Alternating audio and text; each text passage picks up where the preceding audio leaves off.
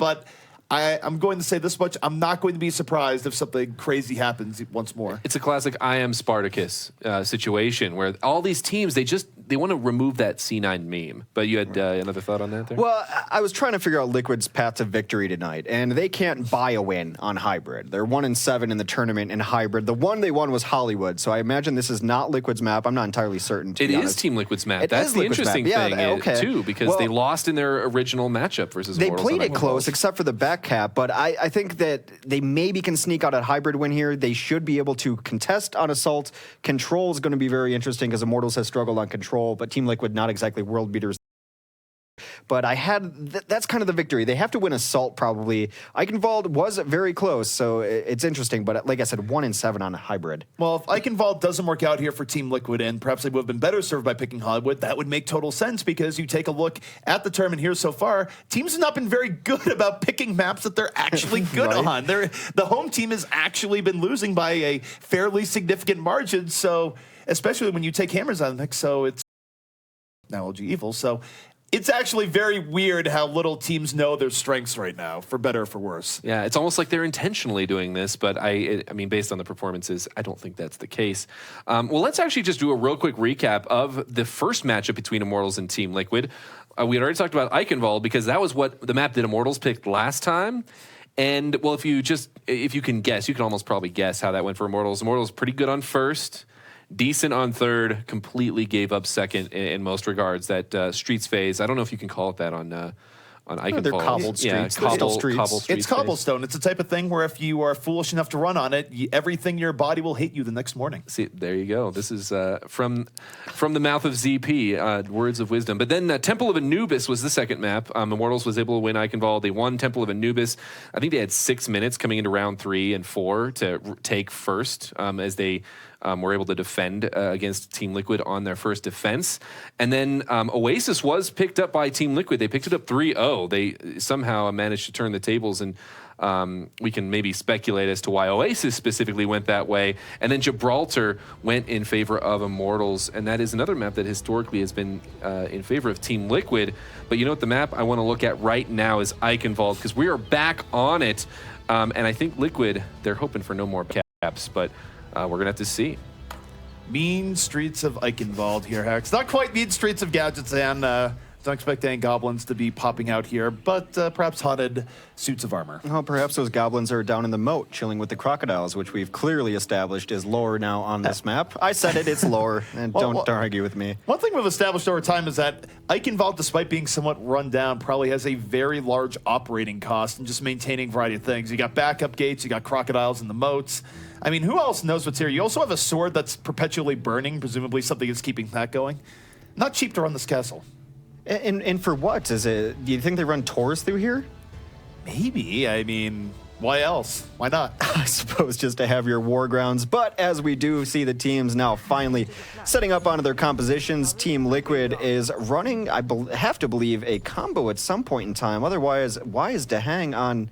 Well, this is all sorts of weird, but that's attack anyway. That's why it's confusing me. What do you see on the defense there, ZP? Well, we're looking at the defense here, which is far more sensible. It's a standard 3-tank setup, 1 DPS to support, and Grim Reality going to be the man of the hour as DPS in the backline. If he falls, the doors will be open here for Team Liquid, but Immortals really sticking with more previous meta tried and true, not really branching out to some of the crazier dive defenses that we've seen. Yeah, Liquid's going to go for this combo dive attack, which means they're going to have a Genji and a Tracer going in on a dive target with Mez as well. And the combo's going to try to supplement that, give some damage over top, and then if they see an interesting moment, dive in over their agilities, misses that very first hook onto AZK. Longer cooldown now so they can play a little less pressure. Well, we had ID and Dehang going to backline. They've gotten very little done. ID barely skips with his life. Dehang ends up falling. So for Team Liquid, the flank setup here from the Pharah Mercy combo not going to be too effective. So Immortals, relatively quiet defense here, but that's how you like it on defense. Yeah, they're just burned away a minute. We're going to see what this combo gets done next. Combo could be very effective, even when not going to the flank, but that is one way to shut it down. Dehang goes down early. There goes ID to follow him. So far, 0-2 for the Pharmacy duo. Well, the way they've been opening here in terms of angles they've been taking have just been very predictive, really in the line of sight here for Immortals. So they're not throwing any sort of curveballs at this Immortals defense. I mean, if you're going to be coming in, at least come in from a sneaky flank, something that gets you some good poke to begin with, but Team Liquid trying the brute force and getting very little for it as a result. Yeah, dive composition has not dived just yet. ID is going to have damage boosted rockets, putting a little bit damage into the house. They do get them all back into the retreat in that corner. That's where they're going to be.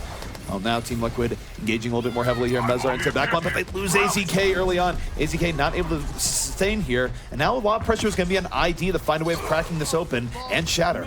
Shatter able to take down Grim, so that's a good start early on here. Even though it hasn't been super explosive for Team Liquid, they're still in and around the point, looking for their opportunity, but the rest of Immortals, reasonable health here. Hype now under a bit of pressure, is going to get pooped right off from ID as ID finally finding a way through, takes down 2, and Team Liquid now on the verge of taking this point off of a slow starting but consistent DPS from Shatter and ID. Really nice there to finally be able to focus the same target. That's what sent the Zarya off the cliff, and beyond that, it actually gave Shatter the dash reset he needed to start running through the remaining targets he had there. Grabbed a couple, so ID and Shatter combined for the kills. They will have their ultimates available in this next fight. Mostly just ground ultimates up for Immortals as there's an Earth Shatter and a Whole Hog, but gonna try to take this high ground immediately. That's the smart choice. They're not really giving a lot of pressure up here, but Mez goes down to Nomi's hammer. Well, Mezar's gonna die immediately. ID gonna look for the barrage, and oh, the reflect right into the Helix rocket from Reality. Gonna shut that down in a hurry. So any hopes that Team Liquid had of controlling the high ground, keeping Immortal staggered, not gonna happen here as Hype goes to town for a bit of a finish. Yeah, Hype to the follow through really nice there. We see teams time and time again being much more aggressive on this first point. First payload part of Eichenwald Hold, oftentimes fighting right outside the enemy's spawn. No different here, and look at this Immortals defense, stacked, loaded to the gills with ultimates. And this is where Shatter has to hope that he doesn't throw his Dragon Blade into a vortex of nothing here. This is where Team Liquid, they might not know it, but they do need a junk rush heavily. Here comes Hype, flanking Graviton coming in, get pulling 2, and that's 2 immediate kills. Agility's right there at the fall through, and they only burn 2 ultimates to stop this push cold. 2 ultimates, might not need them both, but Whole Hog's one of those things that you get so much charge from just your damage and self-healing. It's not the one you really want to hold on to just in case. It's fine. You want to make sure you have the perfect follow for the Graviton. They did, and now Grim takes down to Hang before he can leave spawn. This is all sorts of brutal. Liquid's composition, yes, they took first point, has not looked very impressive. Well, Team Liquid, they will have Dragon Blade in the sound barrier for this next fight, so they're going to be going up quite a bit against Immortals. The key here is they need to get on Grim early on this fight, who is very well protected here over the top, has Reinhardt in the front, and he's actually going to drop down, so we'll see how this works out. Back up here once more. Attack Visor still at the ready. And Team Liquid being very hesitant on their engage here, but Grim is certainly something they need to take out. Otherwise, Attack Visor will be ruining their day. Well, they did take down Nomi, which is nice. That means there's no shield on the other side. They are very light on their own shields as well. They trade off to AZK, comes into the pulse bomb. Tanks dying all around on the bottom. Now the pressure finally comes up, takes down Grim. Mezar able to be a big part of that. Good round here from Mezar. Picks up another off the Primal Rage. Mezar finding a way of opening this up here. Winston makes it 3 before it is all said and done. So that is one way of dealing with Grim. Grim didn't really feel like he had to use Attack Visor there until it was too late. I think Skull Island is opening this weekend, or had opened, and Mezar just celebrating with his King Kong moments of himself. A couple of nice leaps and crushing down. Mezar gets some pressure early on into this too. Gonna force them back in a corner, opening up some nice space for his team. Their space went up, and ID piling on, taking down Agilities. They'll end this fight, but here's Attack Visor. We didn't see it last fight. We're gonna see it this fight. Already takes down 1, and is going to be zoning Team Liquid far out of this fight, which means Immortals will be able to get a little bit more stability with only 1:45 left now next. A decent-ish sound barrier, saved a couple lives, but it didn't matter. They were still in the fight when it wore off. Rafa's got to be careful. He's been picked off a couple times trying to get out, and no get out for him as Agilities closes him down. 90 seconds left on this clock. And now, Hex, this is the time where you have switch-ups if needed. And I was about to say, will they swap up? And they do. ID now is going to D.Va. Do you think this is just to get in Grim's face and neutralize him? Well, Grim has been the problem, and we've seen time and again. If you can just shut down Grim, the rest of the team starts scrambling for answers. I think it was smart to go a little tank heavier overall anyway. As you see, Mez is going to be on the Reinhardt going for the slow push. They've been really just getting poked down by Grim, whether it's entering a fight or exiting it. So I think this is a direct response to him.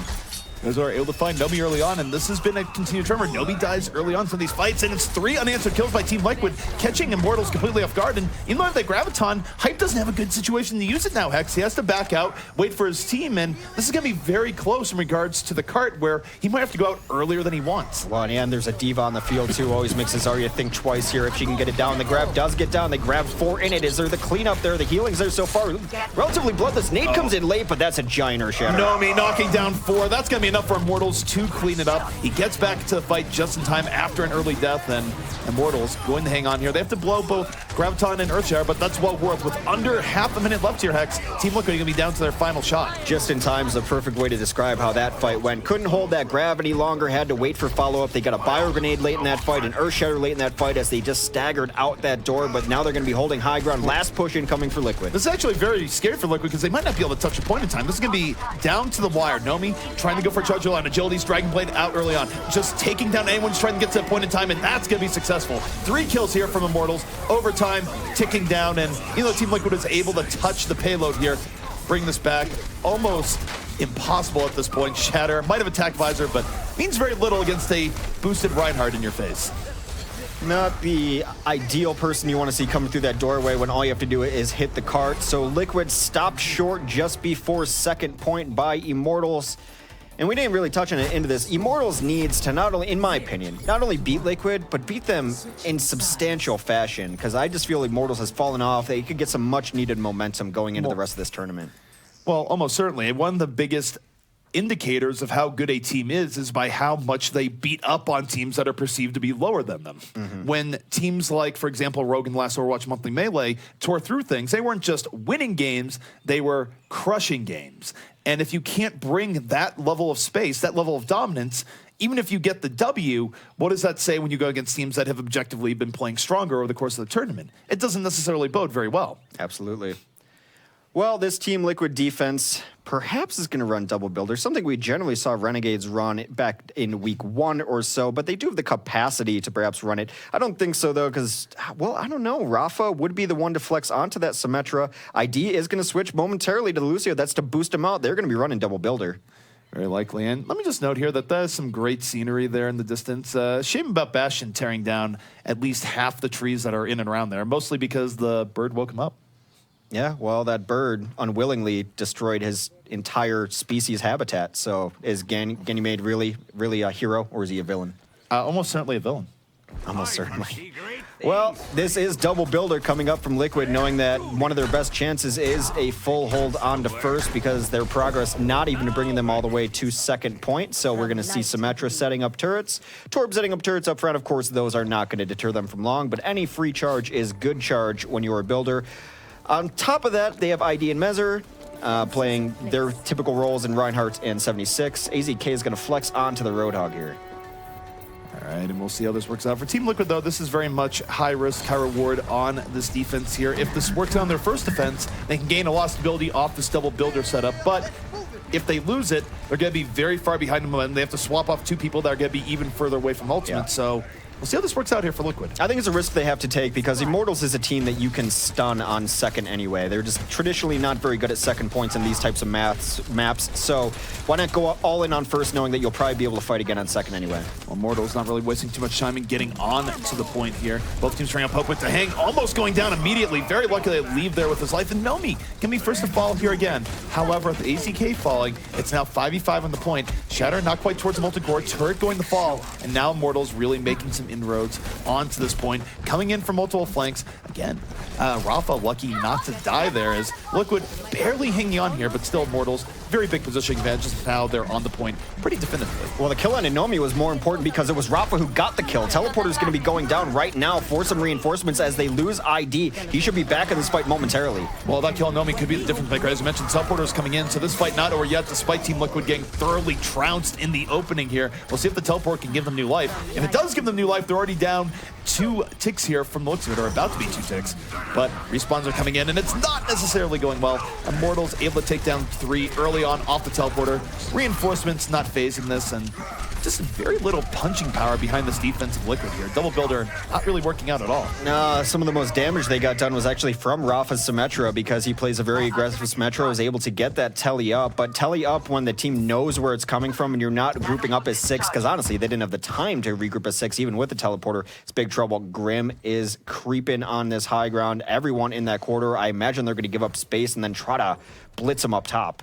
Very likely. He's not giving Nano Boost to go with it, but might not need it if he catches Team Liquid enough off guard. Now, we do have the double or the swap off here from Team Liquid. Rafa now in the Lucio Shatter on the Genji, but this means that they're not going to have ultimates up anytime soon for this next push. So a real moment of opportunity. Immortals now coming off the flank. Early hook on the ID. Going to remove him from the equation. Grim with attack visor takes down Shatter. 2 unanswered kills there by Immortals, and this flank looking to be pretty well executed here. Well, that's 100% what it's meant for. It seemed like Liquid may have gotten wind of it, seeing only 3 on the cart. They were looking around, just could not find it. The Genji deflect was meant to act as a tank to try to prevent that hook coming in, but nice patience there from Agilities to ignore it, get the high priority target behind there, and that is about as good of a fight you can ask for if you're Immortals as they continue to push forward. They're going to have all of their tank ultimates up. Not looking great for Liquid. How do they pull this back, ZP? How do they pull us back? I mean, well, I'll say Mesrar getting good Earth Shatter would be a way to go. He's coming in off the top rope here, looking for it. Can't throw it out raw here. Still has to wait for Nomi to make a move. But while this is going on, Agilities finds ID again with the early hook. So Team Liquid going to have to fight this back 5 versus 6. Earth Shatter comes down by Mez. Takes Agilities out of the fight, but is going to be enough. The counter Earth Shatter is in as Immortals takes down 3. That counter Shatter was insane. Speaking of Shatter, here he comes with his Dragon Blade trying to get it out. He gets booped in the melon by Verbo. He goes down. Nothing but open space in front of Immortals right now on Eichenwald. Well, Shatter definitely experiencing a case of tinnitus after that one, as Team Liquid now just looking for the miracle to delay this out, but the yellow box of victory is right there. They don't even have to take down the gate, much to the joy of the Eichenwald maintenance crew. But Immortals really just mopping up the last 2 kills here. Nano Boost almost certainly going to seal the deal here. Everyone from Team Liquid falling, and you know, we were saying that Immortals want to be decisive here. That did feel pretty decisive towards the end. That was good. It was good margin of victory. We have questioned many times on hybrid maps, what are they going to do on second? Now, oftentimes we're talking about their defense and how's their defense going to roll through, but I really like what I saw from that offense. That flank, very clearly planned, very patient, very well executed. It worked out well, and again, I think we also saw a bit of the downside of double builder setup there. Not just the part that it failed on first, but you take a look at how long, or the options that Team Liquid had to actually defend on this. Well, when 2 players have to swap off and they have no ultimate built up from the first phase of the game, that makes your second phase considerably weaker. And a team that's traditionally been running tank heavy too, I'm not sure how great a Torb is going to be there. They've almost always run several tanks. You saw Zarya eating a lot of the Torb bullets early to charge her shield. I think you can still run a Sim there because I think Sim is very good, especially if you're going to go as all in. But as you mentioned, double builder, not the punching power. Despite Torb being okay, I think they could have been better served with a little stronger DPS. And I was going to ask, because they got teleporter up, and that's kind of what you want if you're bringing Symmetra in there, double builder. At least partially, and then with that, I guess, why didn't it work this time? Well, the problem is that when they got the teleporter out, they were already losing the fight terribly. Just similar to the idea that getting a resurrection up when the entire other team is still alive in a good position doesn't necessarily lead to you winning the fight. In fact, oftentimes it loses to you, or it leads to you losing the fight a second time and defeating even more ult. On the same level for the teleporter, if no one has any big impact DPS ults because they're running double builder, and you get people running back in staggered, and the other team has better positioning on you, there's really no guarantee you're going to pull that back. You get a second chance at it, but your second chance is actually a very low chance to retake at that point. Well, and it seems like an interesting point to do it on, because we talk a lot about positioning and how these teams like where they like to fight. And it seems like on Eichenwald, more and more, pretty much every single defense ends up turtling back into the room, which may benefit Symmetra, but I feel like with Torbjorn, you want to split up that fight. You want to be able to put that turret on the other side so that you have the enemy team has multiple threats that they have to deal with to drag out the fight a little longer to allow your DPS to whittle them down. And then, but that just doesn't happen when your Torb turret's getting killed continually because it's in its show. I don't know. I feel like the Torb turret, when we see it had the most success, it's really when it's protected by a Reinhardt in the back, because yes, you can put the Torb turret to the side, but then you're also now running a real risk that the Torbjorn just gets focused and taken down immediately. So in theory, you could have the flanking power there, but in reality, I think when we've seen it be most effective, it's when it's behind a Rein shield. It's a huge pain to deal with. You have to really focus on the turret and go through multiple barriers to actually make it happen. Yeah. No, it's often best when it's against a Pharah, and I know that seems counterproductive, but she has to waste so much time and energy dealing with that turret and then using the concussion to get the Rhino out. But it's not like Immortals is a team that's defined by their Pharah play. In fact, of all the teams we have, they run Pharah probably the least. Sometimes Agilities will switch into it, but that's about it. So I do just think that Torb, not enough firepower overall. Well, we could talk about Torb all day. I know I could. But let's talk a little bit more about what we saw. We saw ID into Hang on the Pharah Mercy. it didn't work the first couple pushes, seemed to do pretty well in taking first, and then they utilized it on second. But what I really want to talk about is Immortals on second. Usually we've talked about them being very strong on first, breaking apart a little bit on second. So have they learned from their mistakes, or is this more of they just had good answers for what Team Liquid brought? In the small sample size, yes, I like that flank a lot. They're both macro and micro because they were so patient waiting on it. They almost peeked out once early, and then when they did finally peek out, it was the patience on the hook that led to the kill. I think, though, Hex, if you look at things here as far as Immortals goes, I feel like their bigger Achilles heel has been their defense on second. And I don't think that they necessarily had a much better showing here. I just think that Team Liquid was not playing super well at all. And let me just break down the first point again as well, is that, yes, they did take it eventually, but part of it was that ID was floating around for ages, not really with a decisive fair engage. He just wasn't getting killed by what Immortals was running, which, I mean, as part is him evading, but I think a lot of it, too, is that Immortals just did not swiftly deal with it well. And there was a lot of initiation coming in from that Fair Mercy combo early on that just did not look good at all. Yeah, well, and on the first point, Grim Reality, I mean, he loves that high ground. We talked about Immortals and how much they gravitate towards high ground fights, and you know, that's the differentiating factor for them. Well, on first, you don't really have the high ground. I mean, you can kind of be up on the second level of the house, but it's not really high ground. Whereas, and so he wasn't doing almost anything on that first point on Soldier. But then on second, you know, he's got that high ground, and until Messer got up there with his ultimate to do anything, he had free reign, and so that's where Immortals was actually getting a stop on second. But it was partially just because he wasn't getting dealt with. Liquid was not contesting that high ground. Well, I'll tell you what, Team Liquid has selected another map for us, and it is Temple of Anubis. Take it away for this one. Well, it makes sense. We're going to Anubis. Team Liquid has not played Hanamura so much this tournament. So far, 0-0-0 on Hanamura. Well, it's funny you mentioned Hanamura because I was at the store buying milk earlier today, and there's actually a picture of Hanamura there asking if I had seen it recently, and the answer when it comes to the OCS is no. No, I haven't. I think they stopped putting missing kids on milk cartons now because I think it was probably depressing people over their morning cereal. I mean, I'm all for finding kids, but I just want my Fruit Loops sometimes. Maybe, does that make me bad? It does. It actually might make you a terrible I don't person. even need to finish that question.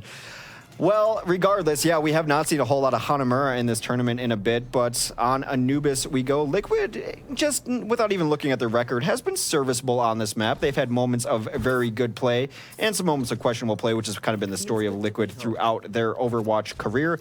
And as we mentioned, Grim Reality on the high ground previously, where you see Agility standing now is likely where Grim will end up on the defense at some point in time. Soldiers love this spot. So, Immortals, this is absolutely much more of a dive defense here, where they're going to be using Nomi the counterpunch pretty aggressively, with Hyped and Agilities being the backbone behind it. Meanwhile, from Team Liquid, no surprise here. This is what they've been running on Anubis all tournament long, where they will have ID flexing to the Widow, looking for early pickoffs, and running pretty heavy dive with it with Mezar, AZK, and Shatter. So Team Liquid very much all in on getting early kills or immediately getting out. ID's been pretty patient too. He'll take this low ground and look around to see if there's anything there, only going for his shots when he's got eyes on the other team. Right now, not seeing much. A shot will go down onto a jumping Genji back there. ID getting pressured down by this Tracer, needs help. Does get that help immediately, though. It's always a scary matchup for Tracer just because of what shot potential is there, particularly when an Ana's in the mix and you have to worry about the Sleep Dart as well. But Hyped goes down here pretty early as Mezar able to find it. There's a pick off on the Verbo as Team Liquid now 2-1. ID gonna be under trouble here, but while he's fighting Agilities, not only does he take him down, but Agilities also was on the other part of the point where Liquid now very much getting in the dominating position. So this dive offensive Liquid, supported by the Widowmaker, being very successful early on here against Immortals, taking point A with relative ease. And the Widow got a couple kills, but oftentimes you don't even need that killing blow as a Widow. A lot of damage going on there, making them retreat. The early shot onto Agilities made him back off, not be as aggressive on Genji. That bought some more time for the Widow. So even when you're not getting these giant plays in the kill feed or making headlines with it, Widow's so impactful. I'm actually very disappointed right now. I thought ID was going to go to the Reaper because Liquid has had their most success with ID on Reaper here.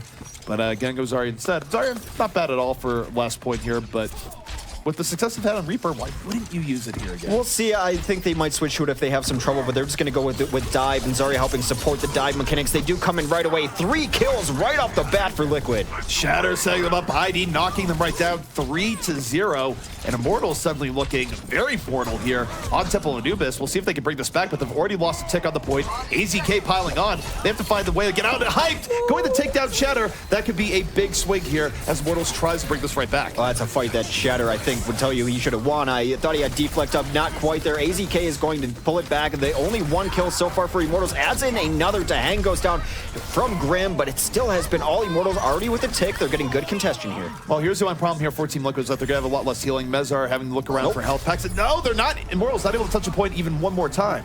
So, Team Liquid shell-shocking Immortals here, although the disconnect might have had just a little bit to do for that. So, Verbo falling in the middle of that, and being down your Lucio, definitely not a good thing. Difficult, but the pause mechanics are such in Overwatch that if someone calls for a pause in the middle of a fight, and it just happens that Assault last is one giant fight, you can't really pause it in good conscience, the rest of the team, so you have to wait for it to be over. Of course, Immortals understanding on that. We'll see if we can get Verbo back in here as soon as possible.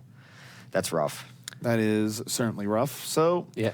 And if I may interject, the rules specifically do state that you can't pause in the middle of a fight, and there is a little bit of a gray area there. Well, what defines a fight and this and that? But the thing is like it is unfortunate when you have a disconnect, but at the same time, you have to be able to complete the fight. At least what's going on right now before doing anything. We'll go into all the rules as we may if he can't reconnect, but.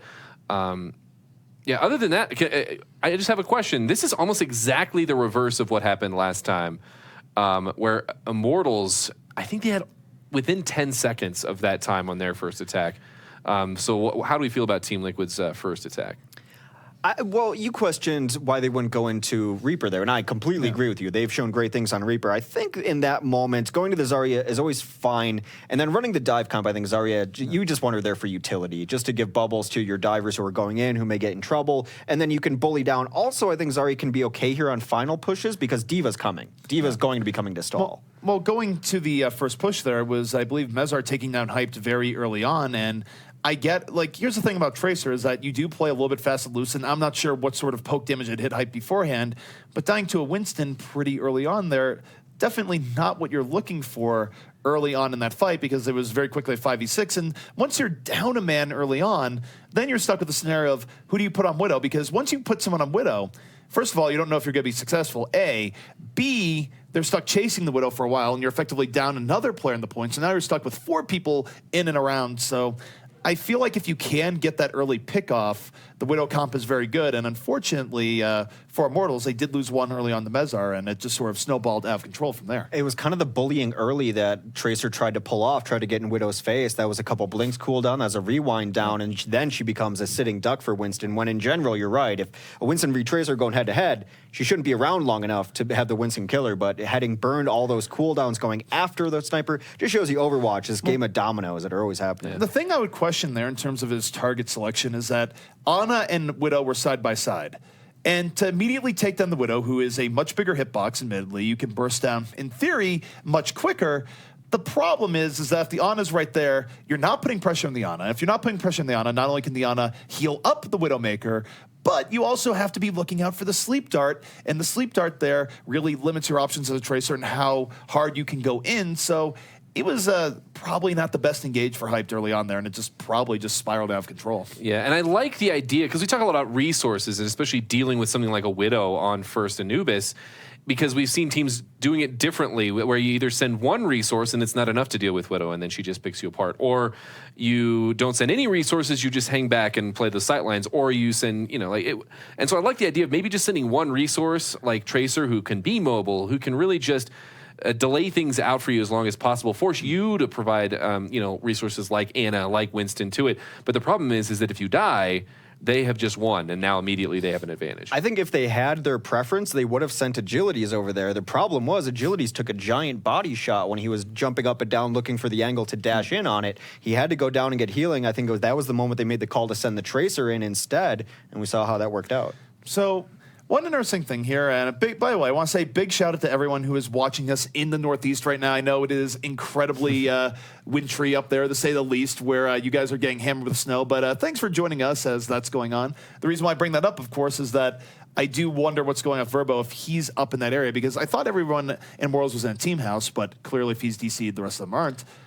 Most likely not. And now I wonder if Verbo is up in that area, because if you're getting that much snow, maybe that's causing some of the power problems. Yeah, and it does seem power related. Of course, I'm not there, so I don't know. But that's the word that we're getting. So we're going to have to wait to see what Verbo's situation looks like. They do have a sub of Chance, who has played for them in the past. So we'll see. He also does some coaching, and he's not just there for the sub. So I feel like that wouldn't be a terrible backup plan. It's definitely better than forfeiting, I'll tell you that. Right. But we'll have to just see how that pans out. Well, but probably the most familiar with a team substitute in the entire tournament, because Chance was on this roster for an extremely long time, only recently replaced by Verbo like 2-3 months ago. Yeah. So if you have to pull in a sub, I think they're in a better position than most teams. Well, more accurately, Chance was with them when they went to the Winter Premier Finals because and they won the Winter Premier Finals because, of course, Nomi is not a U.S. citizen. He had trouble getting into the country in that particular setup, and they needed a tank replacement. And luckily for Immortals, that was a very good thing, because Chance used to be a tank player. So Nomi was out, Chance was in. I think if he has to support here for Verbo, I think it's actually a much bigger blow to Immortals, because, of course, it's a different skill set than what they normally have. He might be the coach of Immortals now, so he might be somewhat more in tune with the shot calling, but it's going to be a rougher transition for them over the course of the series, and really does give Team Liquid that upset potential, even if it does involve an outside factor. Yeah, and it's a factor that we wish wouldn't happen, but it may become a reality here as we're still paused up. Well, if we can, then can we just talk a little bit about? I want to talk about agilities a little bit, because he's played agilities in this one. No, he's played Genji here in Temple of Anubis. He's played Roadhog as well. He played Roadhog last map. I mean, how are we feeling about his selection? I think he's had a pretty decent impact in both of those roles. I think you and I both like Genji on Assault maps specifically because you need giant closeout ultimates. And Roadhog can do that, I guess, with Whole Hog, getting entry picks. I think it's one of each, but I think he's a better Genji overall than he is a Roadhog. Not to say anything bad about his Roadhog.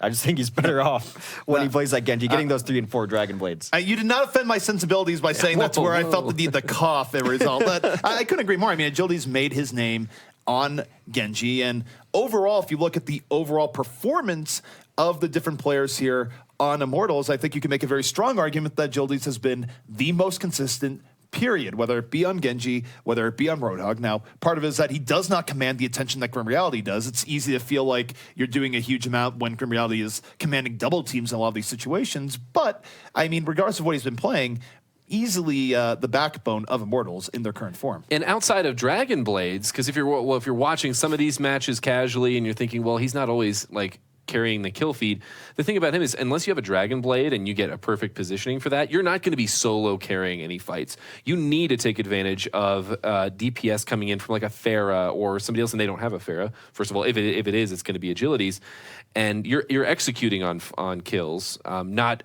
making kills 100%, and that has been difficult for him, and he's actually been shining despite that. Well, we talk about heroes that excel when things break down, and we talk a lot about Tracers and McCree in that aspect, but Genji, even without Dragon Blade, is the biggest snowball you can put in your composition, largely because of those dash resets. You start getting one kill, dash through 3 other people, reset, back and forth. I've seen Genjis do it like a rubber band, back and forth, and clear a whole team, and then by the end of that, you have Dragon Blade up in case someone wants to reinforce. Which, by the way, of course, is very important on Assault maps where you do need those very clean and quick decisive wipes. It's not killing an entire team that is necessarily the issue. It's killing an entire team all around the same time, because on a payload or hybrid map, you get a little bit of a bonus for doing it all at the same time, but you get a dramatic bonus for getting that sort of finish on Assault, where it can mean the difference between a finish that takes 2 minutes or a finish that takes most of your allotted time. Yeah, and we've seen some teams, Complexity comes to mind, who really just excel at delaying that out on second of Anubis, which is why you start to see ID, for instance, bringing in Reaper, because not only does that give you that punching power potentially, if I'm going to be using alliteration, but it can also mean that as soon as people are filtering back onto the point, you have an advantage. We didn't see this last time, but certainly something we've seen quite a bit. Yeah, I mean, other than that, we're looking at Immortals potentially coming back into their first attack, and they've got to try to match 5 minutes and 49 seconds. They did it before. Based on how they're playing right now, and let's just pretend like we're not paused because of a connection issue, do we think that Immortals can bring it back and match that? Well, I think to do analysis on this, we do have to look at the very likely scenario here that they're going in without Verbo. You're messing with the entire team chemistry. I think clearly if there is a power level here to the teams, well, the power level of Immortals just dropped pretty significantly. And Team Liquid was already looking good on the first fight before Verbo left the game. So going in here, I think that this is perhaps Team Liquid's map to lose at this point. I think it is one of their stronger maps. I would give them a good chance on this. It does appear that Verbo will be back, so at least they will be fighting with their normal rosters, as that would have been tragic for Immortals. It seems like they've been having to do all sorts of roster stuff for the last 3 or 4 weeks and last-minute subs. I give Liquid a good chance. I think this is a map that overall, even when they started the tournament 0-4, it's a map that they always looked most competent on, most comfortable on. Yeah, no, it's funny. I feel like this is the caster curse, which has happened a lot, by the way. Like, we're throwing down the gauntlet. Literally, we start talking about Verbo not being there, and immediately he reconnects. Well, I'm happy for that because that means at the very least Immortals will be able to run with their normal rosters. So we won't be seeing Chance coming in here. Instead, Verbo now has power. Of course, the question is for how long. There's always a scary thing when your power goes out because you don't know if you're going to get a secondary power outage just a little bit later. But for Verbo's sake, hopefully that will stay in as Immortals tries to bring themselves out of the deficit they now find themselves in. Yeah, that deficit which happened when Verbo disconnected in that last fight. So regardless, that's the time we have, 5 minutes and 50 seconds. A blazing fast time. Immortals now is going to be on the attack instead. Defensively, it will be Team Liquid. I'd have to imagine with this composition, yes, that is going to be Mezzer over onto the Winston, running more of a dive. ID will generally set up on the high ground. AZK and Shatter doing work on the ground level. So a lot of it is going to depend on how well Mezzer gets supported, in my opinion. I think when their dive works best, he is alive through most of it. Certainly, and Mezzer's been having a good series here tonight so far, even though, of course, Team Liquid did get stuffed a bit on Eichenwald. When they did get through second, it was because of a pretty big hero play from Mezzer, where he was able to find a way through and get those 3 kills on Winston with the support of his team. So he's been a big factor here for Team Liquid. We'll see if he's a big factor in the upcoming Team Liquid dive defense. And very similar comps here on both ends. Team Liquid, of course, not running the Diva, but other than that, both teams very much interested in running Tracer, Genji, Winston. Well, I like the variation that Immortals is putting on this, though. They're going to run a dive composition, but of course I'm happy to see Hyped onto Diva. I think can help out a lot. It's going to be interesting to see who he goes with, though. If they just go do a double tank dive and he goes with Nomi, not necessarily a hero to support, and then Athan on the Zenyatta, I think it's great. I'm not sure this point is great for it. Sightlines aren't perfect, but Zen and dive comps I think is something we need to see more of. Well, personally, I think that you go after the weak link here, and ID was prone to getting picked off pretty heavily back on Eichenwald. I think you throw Diva in his face and let the chips go where they may. Right, Agilities, they just let them in immediately, kind of a slow ground war going on. Now the dive comes in, they dive away. Agility's still trying to get some poke here, bloodless so far, but Nomi takes down ID. Athan gives his life for it, though, trades back and forth, 5v5. Well, ID being down, that's a pretty big fight, but AZK now in the backline takes down not one, but both supports, so now for Immortals, they're not going to have any healing for the remainder here. They're going to have to rely on health packs only as Shatter, finding himself with really no help there. Health be darned here for the side of Immortals. So more pressure coming in for Immortals despite losing their supports. And Team Liquid actually very much in a rough position here. AZK, though, still trying to pull it back. Yeah, in a rough position, but AZK has been the hero, as you mentioned. 2 kills early on, takes down Nomi. They haven't been able to deal with Agilities, who's been just getting free damage. Every time Winston leaps on him, he's saving that dash to get away, knowing that his only real counter has been the Scientist so far. Still this poke going on, not able to get a tick just yet. Chaotic opening here to Anubis first.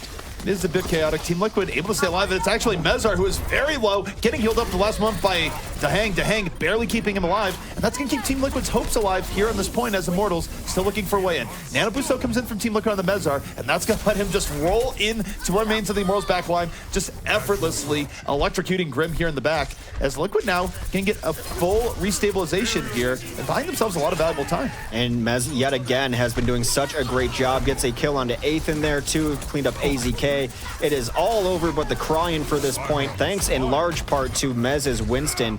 Granted, Agility's got away from him a bunch of times, but that's still forcing Agility's to a place he doesn't want to be. Well, more than that, why is Agility's using his Dragon Blade there? Yeah. With so many people dead, why? Yeah, generally you guess that they're going to switch or something like that, but that does not seem to be the case. Liquid's war chest now fully stocked for this next defense. Only 2 minutes left. That's a sneaky thing about Anubis. You take first for granted, and all of a sudden you get shut out. So there is one X factor here, which is that Hyped is about to have a self-destruct up. Definitely had very consistent self-destructs in the past. Here comes Soundbear in from Team Liquid. It comes up pretty early into the fight. Now let's see what Hyped does with the self-destruct. He even goes for a Shatter. Dragon Blade in the backline. Gonna find Nathan. Self-destruct now in over the top. Will it connect? No, will not connect in the least. Does do a little bit of zoning here. 5v5 still on the point as Team Liquid not really pushing this back entirely, but now the Soundbear comes in from the offense, and that's going to give them what they need to actually push this back as Grim took down not one, but both supports, and Immortals now have a much more dominating presence on the point. It's been a tale of two tracers, Grim on one side, AZK on the other. AZK dominating that first bit of the map, but it was Grim Reality's tracer that brought that second part of the map, rather, to bear there as they grab it on the second fight. Incoming here, Grim, maybe an early pulse bomb to open things up. ID got shut down pretty early in that fight, but he'll have the tactical visor as a response given this next push in.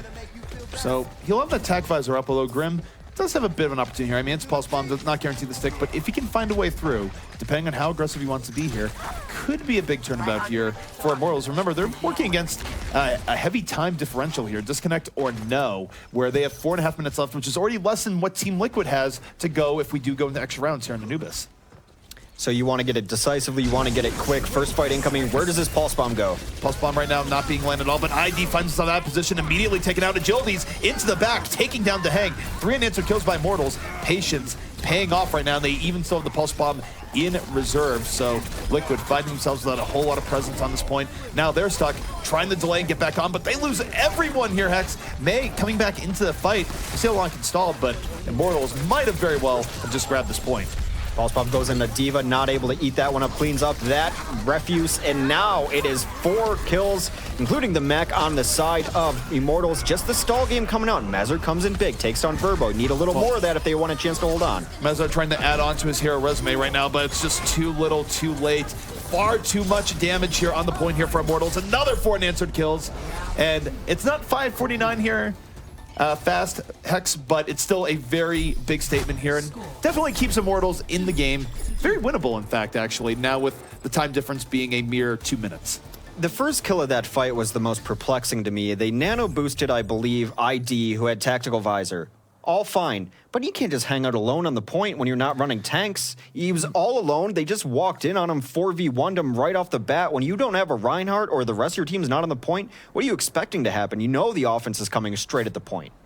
I think pretty clearly there's 2 things to take away from that. One is that Team Liquid was very clearly not on the same page, where you have that degree of separation between your DPS and the rest of the players. But on the same note, ID has to realize that even though the ultimate has been invested onto him, and all that power is with him at the time, if his team isn't with him, you still have to back out and go, guys, I can't do this. It's still not worth taking the early death there, which very much led to a pretty decisive Immortal snowball right after.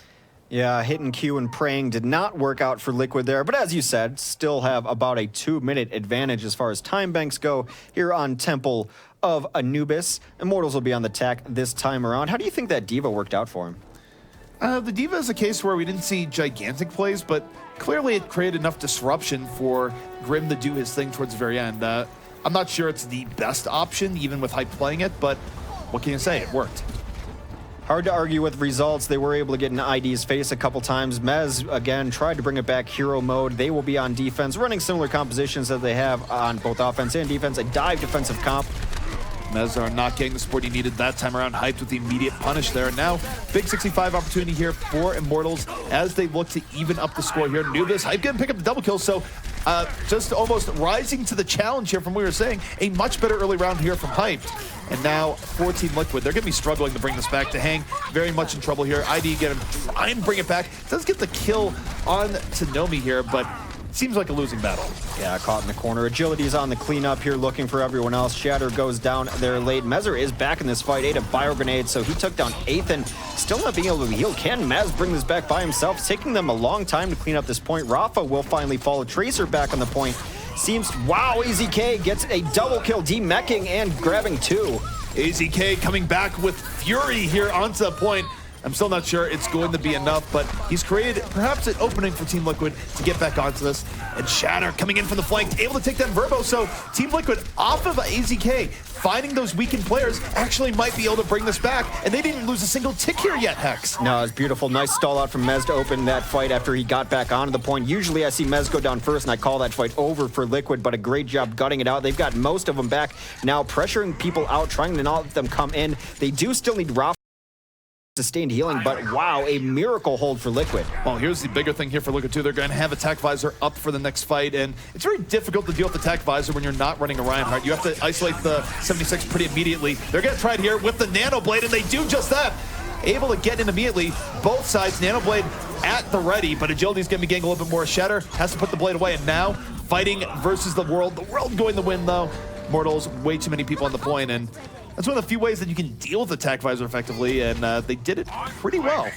Nano boosted Dragon Blade, too much sustain for the Attack Visor to be able to take down as quickly as they like. They both had Dragon Blades out, just a little beefier or a little, juicier targets, I'd say, for Immortals to choose from. You saw a little more value gotten out of that ultimate from Agilities than the other side. Still, clock timing down, about less than 2 minutes left for Immortals to take out this map. Well, we do have a change up here where ID is going to Zarya instead, does not trust a soldier on last point anymore. And with Aethan falling immediately near the Mesmer, this push could already be all but over.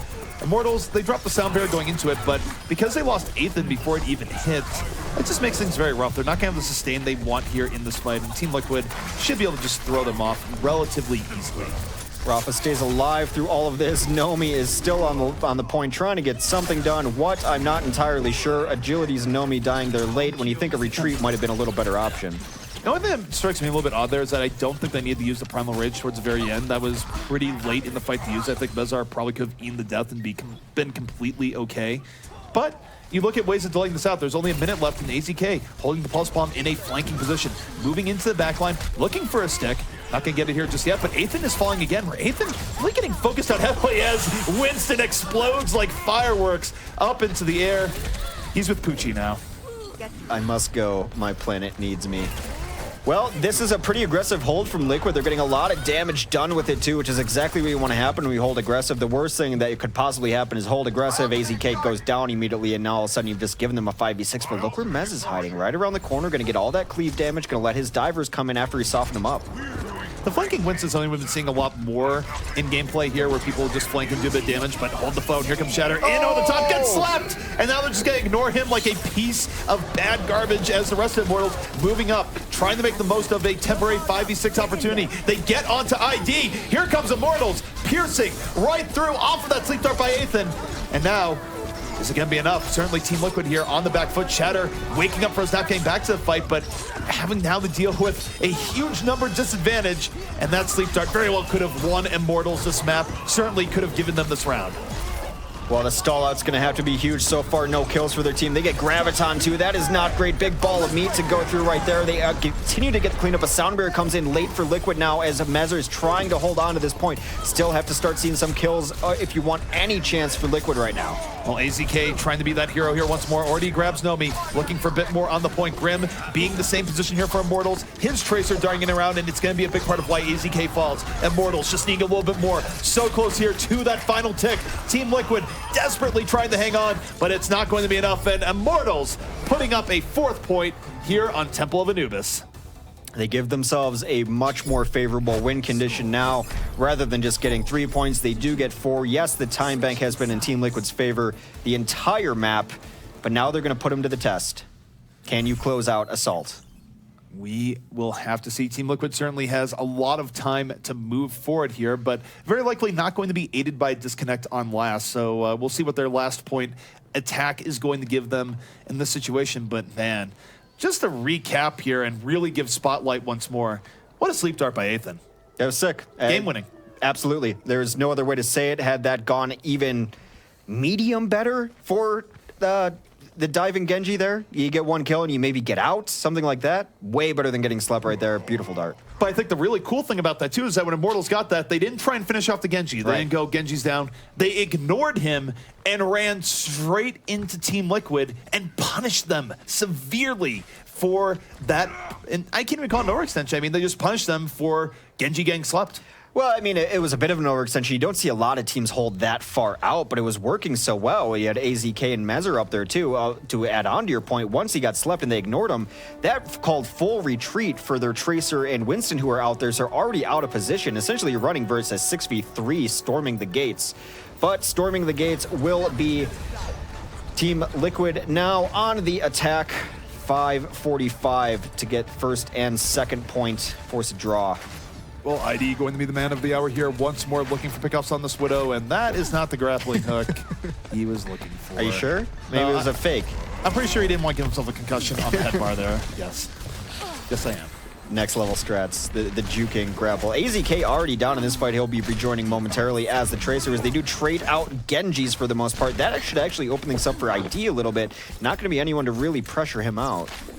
Well, for Team Liquid, they still have decent position here. ID still looking for the early pickoff, but it is a little bit sloppier, not as decisive as before, and Immortals certainly perhaps a little bit better equipped to deal with this. They're not giving Widow the sight lines that they did before. Liquid now going to take this fight into the right corner, but while they're taking it there, it makes things a lot harder for ID to get the early pickoffs, but doesn't matter as AZK and Shatter able to take advantage of the party room, taking down 3, and now, even though ID has fallen, this is still looking very much like Liquid's point. ID with a nice distraction took out 2 resources there as they both had to focus on him. Meanwhile, the fight was going on behind him. ID will switch off onto Soldier 76.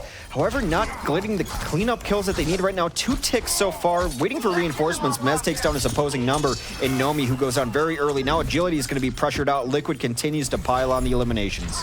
No miracle happening here for Immortals this time around and trying to retake this point. Everyone going to fall, and in fact, this is going to give some really nice momentum here to Liquid. They just got so many kills, and now they can roll right onto the point. They're already on the point with Shatter and Lucio here in the back, so 2 ticks for free, for absolute free. That is bad. That is Immortals staggering for no reason. They've done this on other maps. Now they do it here on Nubis. Here comes Dragon Blade from Shatter looking for final bits of cleanup, but it's Agility's Dragon Blade of his own. Takes down 2. Both Genji striking pay dirt. See if this is enough. Well, there's a D.Va D-suited. They're not going to stagger her. Not exactly what you're trying to do there. Now it's just about getting the cleanup. Tahang has gotten a couple in here too. Shatter still alive. The full force of Team Liquid trying to close out this map. Stalls are coming. These kills aren't necessarily coming right as people are leaving the gate. 1 kill, 2 kills for Immortals trying to bring this back. Immortals is going to be bringing this back. They are going to be throwing Team Liquid off the point here. And that's going to be it. It's going to be a good hold, and it's going to leave Team Liquid with 4 minutes left to bring this back. Well, Team Liquid didn't get your memo just yet as ID grabbed a couple. There's sound barrier. Yeah, they go all in despite being down a player, and it's actually working out. The sound barrier setting them up. They get the tech visor kill. Shatter slicing into Hype. Not able to take him down, but I do wonder if it is a bit of a waste as Agility's able to get that kill back on the ID. Immortal respawns coming back into the fight. Liquid, though, not giving it up. Still not with any sort of super decisive setup here, and they are starting to bleed out kills as Agilities and Nomi get to work. That's true, but just as you say that, AZK and Rafa come back in with a couple of their own. This should, in all theory, favor the defense right now as they're evening up numbers, should get a better spawn point. Agility says be very careful. Taken out by AZK, finds another target. He's got his pulse bomb up. AZK make it too. Pulse bomb coming out. Did it stick? It does! Hyped, blown the kingdom come. AZK bringing it back on to the point right now, so Liquid perhaps being rewarded for their tenacity, but not really showing up as this has been perma-contested the entire time. It's a very long stall here from Immortals, but one that has been leaving Team Liquid for a loop as here comes Agilities now. Dragon Blade up once more, takes down Mezar in the back, still dicing, finds ID, and that will finally throw Team Liquid off this point. Whew. It was contested for so long that our progress bar went away. They were so close to getting that 3rd tick. That is actually very weird as far as that goes. Rafa noticed as well that something was happening with their indicator there. They had 2 ticks very early. They got it for free because of that stagger, but then it went away in a defend the objector kind of thing. Honestly, I was pretty sure it was the point B indicator and we weren't going crazy as far as that goes. And yet on the same note, I was going, were we just thinking that they were capping point A and were we just totally out of our minds? No, we weren't. Now my wits are firmly about me, and yes, our indicator did go away. Had to be an issue. They just want to double check that everything's going on, going ready in the game. That's why we get this pause, because some confusion on both sides of the team, rightfully so. I'd never seen that happen before. Well, that would be the closest ever if that was in fact the bug. I wonder if part of it, did they have someone on the point when they had capped point A perhaps, and there's a glitch there? I don't know. No, because we saw the progress of this as they were rolling through, because I mentioned 2 ticks already, and it was so close. So it bugged out somewhere in that fight. I was actually second guessing my life there. Of course, I was like, do I want to issue a mid-cast correction before everyone's like casters, NA, etc.? It's just like, I don't know. I don't actually know, but we were not going crazy. It was 2 ticks. Whenever anyone says NA casters about anyone, I always just take it as a compliment. I'm like, well, of course, that's awesome. What a wonderful thing to say to somebody. Now, what if they said Eska casters? Coming out with it early. I did not flank and die multiple times. However, Shatter is looking to do just that. Not the dying part, of course. He will have Dragon Blade up for this next fight as we reset to 12 left on the clock, which equates to about 2 good pushes here. ID's going to have Tactical Visor trying to get that soldier spot up top. Well, they are trying to do that. Team Liquid perhaps a little bit disheveled after thinking they had it when they didn't. Grim Reality coming back in, taking down Mezar early on here. So they're going to be down a tank, going to be down a support. 3 unanswered kills by Immortals. Finally, Agility's falls, but damage has been done here as Immortals will be throwing things right back. Well, not much of note on either side there. Just really nice Tracer play from Grim on the cleanup. But I think Liquid is going into that with a bit of a mental reset of what just happened, and also let's use some alts. Shatter with a late switch here. Gonna go over to Zarya. Probably, I don't know, maybe at the very last second, if they stays alive this fight, we'll have Graviton up, but not a lot of time left for him. Well, for Grim, all he needs to do is connect 1 Pulse Bomb here, and he can end this fight immediately. And look at this, getting on to Lucio and Rafa early on. Rafa able to give him a little bit of a juke maneuver. Meanwhile, ID at the Tac Visor picks up 2 back on the point. 4 kills here for Team Liquid, so Grim Reality's pressure on the Rafa, though he kills him, comes at a cost. He's not able to participate in the rest of the fight and gets rifle butted right in the face by ID. Team Liquid now finishing out. And look at the time there, Hex. That is actually decisive. 1 minute and 1 second. That means that Liquid gets a final attack, and Immortals, actually in this case for a second rotation, I'm not sure if Immortals would have gotten another attack anyways. This is where it gets very, I think they would have, but we don't see this many rotations on Assault. You don't see this many rotations on Assault even in pub games, really. I just defer to you. You know the rules better than I for the most part. So. What it comes down to here is that Liquid gets an attack, Immortals does not. Simple enough. 1:01 left on the clock for Liquid just to take first. If they do not, we will draw, meaning we will skip this map, move on, and then if we need to at the end of the set, go to a tiebreaker. Liquid's attack has been good, though, for the most part. The ID on Widow has worked out, and at the very least, it's distracting 1 to 2 resources on the other side, and it's opened up room for his team to be able to make those shots. So far, they've been trying to get aggressive with ID on the Widow. I wonder if this time they'll sit back a little further, just take the high ground and let Grim do his work.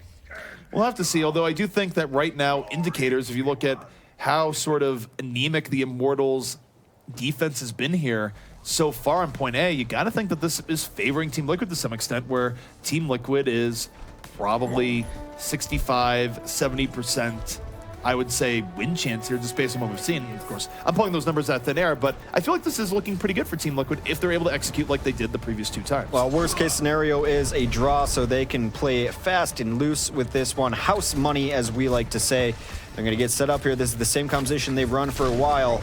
No early damage from ID, and we've seen that damage would be just as impactful as kills, making people retreat, but they're just sitting on high ground right now. ID, no one pressuring him.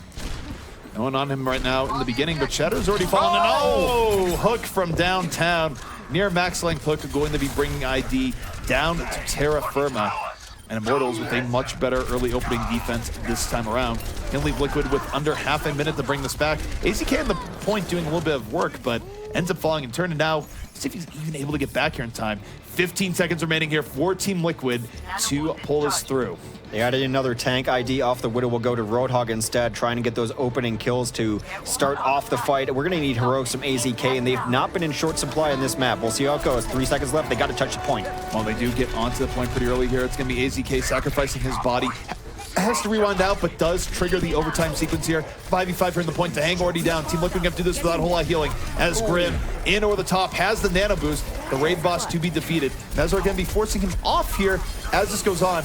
Both teams very, very close here in this fight. AZK still a threat in and around. As Team Liquid picks off another 2. Are they going to take Anubis 5-4?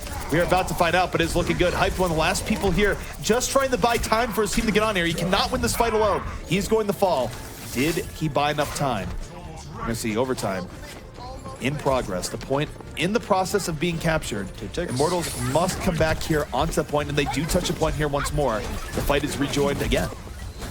ID has been a savior so far with a couple of really nice picks onto Hype, who had jumped in there on the Winston, playing Zookeeper. This whole hog will close it out unless a miracle happens. No miracle coming around that bend. That is everyone except Hype. Typed again. Good trying to lane. He has the Primal Rage, but this would be the epic stall of stalls if he was able to keep this up for a significant period of time. But no, Hyped falls. Overtime is over, and Team Liquid has defeated Immortals 5-4 here in the Temple Anubis, evening up the series 1-1. You're going to a de facto best of 3 in the series. You can't let Liquid hang around, I think would be the lesson most teams need to take. Letting Liquid in the game means that Liquid's probably going to take you to 5. They've done it time again. This is one of the pieces they had of the victory map. Win on Assaults, ID on Roadhog. Might be towards the end here. That's some bacon in your face right there. Yeah, it sure is. Perhaps the world's biggest outie. I'm just saying. Now people are going to Google that and ruin their dinner. They're going to ruin their dinner. Do not Google that. Do not Google that. Yeah, just wow. let Roadhog be your guide and all the imagination that you need. Well, you know, kind of deflecting that there, trying to distract from stuff that you should not be Googling.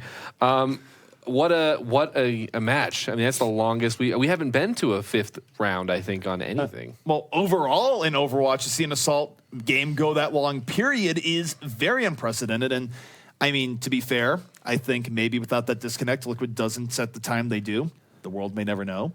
But even taking that aside, Liquid did show very good skill in being able to bring it forward, cap out the map a second time with no disconnection issues, and then finally get that 5th and final point there towards the very end in overtime. So for Liquid, clearly improvement on Assault, and for Immortals, clearly troubles still remaining. Yeah, there's a lot that we can really break down with that one. I only want to touch on a few things. So first of all, going way back to the 2nd round, Ethan on Zenyatta, I just want to get your opinions. We haven't seen it as much. Do we think we're going to see this more? Do we want to see this more Zenyatta? I'm of two minds of it because I think it can be very effective with the dive composition. I think the map really has to lend itself to being safe with it. I think you could run it and then run a bodyguard with him. One of the issues with running Zenyatta is we've seen the level of Tracer play that we're playing against. And Zenyatta versus Tracer is not a great 1v1 for the Zen. You have to get lucky with a headshot. At this level, it is pure luck. I think that might be one of the reasons we've seen these Tracers go off. I don't know. Here's the thing about Zen is that it is a very distinct style change from when you're playing Ana. When you're playing Ana, you're very much okay with your tanks being in the enemy's face, being a little bit more rolling in without regard to their own life, because Ana has some of the very best healing in the game for bringing your tanks up once they have taken a beating. Zen, on the other hand, he prefers you to be a little bit more evasive, coming in from different sides, not taking as much damage, because Orb of Harmony is not that great of a healing utility skill compared to some of the other heals in the game. So overall, I do like seeing more Zen. I think that it has some degree of untapped potential. I think it can really open things up and snowball fights if you get multiple discords in a row that your team is following up on. But it also is a bit of a change, especially for a team like Immortals, where they did used to run somewhat more tank heavy. And if you try and run that style with a Zen, it can run into some issue. You do have to have someone to bodyguard you, essentially, Yes. as Zen at this level. And I think maybe you could even run it with a Roadhog, because that works out really well. You get that first pick, and now you're already 6v5, and then we've seen what Discord can do in unfair fights. And then the Roadhog's there to not only block for you in his big body, but also hook any flankers who are coming towards you. So that could be something we see. Overall, I guess I'm biased. I just like seeing Zen more. Right? You know, it's just fun. But I think that maybe you're onto something, that a theme that we've actually talked about before as well, and that is the role of like your tanks and like protecting certain people. And so I'm excited to see if maybe that comes alongside teams getting better at positioning in fights in this new meta. The other thing I wanted to talk about is Grim versus AZK Tracer battle, in one of the longest battles that we've seen, but both of them had integral parts of that very long second attack defense situation that went on and on and on. Who do we think won that, if you had to say, or what did they each do? What did they each contribute? Well, first of all, AZK had a much better game on Tracer than Grim did. Grim, I think, had his moments, but there's also times where he took his eye off the prize for a bit. I think the thing that strikes out to me is when he went after Rafa in the back line and was chasing Rafa for a billion years while the rest of Team Liquid just said, okay, we're just getting on to the point. Rafa died, but 4 members of Immortals died in turn, and it would be one thing if he took out the Lucio immediately there, but he wasn't. That's part Rafa giving him a juke, but it's also part Grim not finishing his plate and perhaps overdiving when the rest of the Liquid squad was going in hard on his point. Yeah, I would tend to agree the time to kill way too long on that Lucio. Lucio is a tricky target for a lot of tracers because it does take generally 2 clips with the self-healing, and then if you're not tracking them perfectly, it could take, but then you feel, I've already invested so much, I just need this kill, but you saw it took him 5 seconds completely out of that fight, and I'd just say AZK is playing wonderfully. I don't think Grim's playing necessarily too bad, but also when you're Grim at this situation, and I wonder, no sports psychologist, but you have to start wondering when you have these great players on teams that are underperforming, they maybe put a little too much pressure on themselves. I have to go for this kill, I have to get that kill. That's kind of how I've been justifying what happened to Spree in our last match, is there's replacements on his team. He feels like he has to do everything, and then you start making unforced errors and mistakes. Yeah, and with the razor's edge that a lot of these fights are happening, you can't be that Grim Reality who just finally killed Rafa. Did he end up killing Rafa? Anyway, and then turning around to see a whole bunch of enemies on the point taking it, because that was the point at which they took that fight. X, I'm just upset that you did not mention Spree's full title, which is Spree Payload Betrayer. I'm sorry. I think if we start doing that, it's going to get to this crazy Khaleesi form where there's 15 miles of names, and I have to say every single one of them. I don't want to have to to start that database. Why shouldn't you just go by your regular name of Kelly C? I don't get it. There's a fine name. All right. That was also Well, a title to begin with. Moving forward, to begin with. Moving forward, we're going to Nepal for the next map in this, as you had mentioned, de facto best 2 out of 3, as Team Liquid has tied things up versus Immortals. Let's see these teams duke it out here on Nepal. Snowy mountains of Nepal, probably a horrific sight to those in the Northeast because now they're seeing snow on their Overwatch and snow outside their windows. So my apologies for that because, frankly, Nepal is actually nicer weather right now than Boston. Yeah. Well, we've had balmy weather here in Denver. It's been crazy. I don't even have a jacket for this type of weather. It's just too nice, but then it gets cold instantly. I don't know what's up with Denver's weather. You have the leather jacket that always gets you pulled aside at TSA. That is true. I'm 100% pulled aside at the airport rates. Maybe I just look menacing. Regardless, both teams going to be running different variations here. The combo coming out from Liquid is the thing we have to take note of. They don't have a pure answer on the ground for it, but Nomi with the flat cannon could be great at deterring the combo. Well, ID or the Toposphere immediately able to find Grim Reality here, so we'll see if ID's aerial assault is a little bit more effective here than the last few times, but with 2 early kills, why not? I don't think he was under a whole lot of pressure there early on. Certainly got the Tracer for free, got the Ana relatively for free right after. Struggling to kill this Lucio at the very end, but gets the kill when, for now, no significant answer to the fair coming out here from Immortals, and it's a little bit surprising because they really should have expected this coming in. I don't know if putting Grim on Tracer at the very beginning here is the right idea, or at the very least, maybe it should have come with a better anti-air option. Well, if they want to have anti-air, it's going to have to be a team effort. Ana's going to have to chip in, Roadhog's going to have to chip in. No one hero is going to be able to do this job when they're running against a combo like this. AZK takes down Hyped very early. That's a monkey that could have gotten Farah's face. Now they're going to try to snowball this fight. Well, they certainly are. Shatter going deep in and takes a snooze here once more. This time, oh my goodness, that was with authority. His body leaving an imprint on the very end. But 3 kills here from Team Liquid. Still not a very good fight for Immortals. Took way too damage from Shatter dashing in. And ID there cleaning up the scraps. So Immortals actually looking very disheveled early on. But we do finally have a switch up here. Grim going on to his tried and true on McCree. And we'll see if this is the answer needed to shoot ID out of the skies. Hyped on the Diva switch too. I really like. He's going to be able to keep a lot of pressure off of Grim, which is exactly what they need to have happen. They do rotate in and get caught out kind of early. Grim still with some space to operate. That Diva up front, and now the Primal Rage comes in. Mez is going to cause some chaos. Mezar being the distraction here. You got to wonder where Shatter is for the Dragon Blade, and wonder no longer. The Blade is unleashed. Picks up 2. Diving in, makes it 3 before suffering the wrath of Hype. But the Hang going to res the Fallen here as Team Liquid certainly not looking to give up at least this fight. And 73%, they only have 1 more fight to go. That felt so scripted. I wonder where this guy is. Comes tap dancing in with the Dragon Blade already lit up, ready to go in there. This is not pre-recorded. Unless you're watching the rerun later time. Oh, I hope this isn't pre-recorded. I was certainly hoping to be wittier and classier than I have been. Thus far, though, it is about 1 fight away. Grim Reality scanning the skies. He just finds a Winston in space, going to bully him out. Maybe rotate out. The Barrage comes down, takes down Aetham, but they've traded out support so far. That took a long time to finish that ID there. Grim needed to be a little bit more decisive than that. And even though Immortals is going to cap the point here, I do wonder if there's just a little bit of rust coming in from the Immortals side, but Grim with the next skill in the Mezar, working that off here as Immortals now with a decent amount of reserve to at least begin this defense. It's going to have to last the remainder of the round. Well, Grim will have Deadeye up. Hard to get as many giant Deadeyes off as you used to. We've seen Jake get a 4K on this stage in specific, but that was after an Earthshatter had already hit. They will have the ultimate advantage by a pretty large margin. ID will switch off, go to a Zarya instead. Looking to run a little more tank-heavy composition is Liquid. They will leap in. One more fight is needed. Nomi going to be getting the boost early on, and he gets slept. Bad day to be a boosted hero as it's showing up, but Grim coming out on the flank has already picked off 2. Not satisfied. His bloodlust continues, looking for Zarya. Almost gets a Zarya pick as well, but kind of irrelevant to the rest of the fight. Far too many early deaths here for Team looking for them to take it, and they don't burn out as much ult-wise as they probably would have liked here. No, but they should have a nice initiation of Soundberry into it. The problem is Immortals are going to answer it themselves, and if you're second to Soundberry and you can have a little bit of patience, you're going to have a huge advantage in the fight. So they need to find an angle, find a pick-off for something to be able to get in here.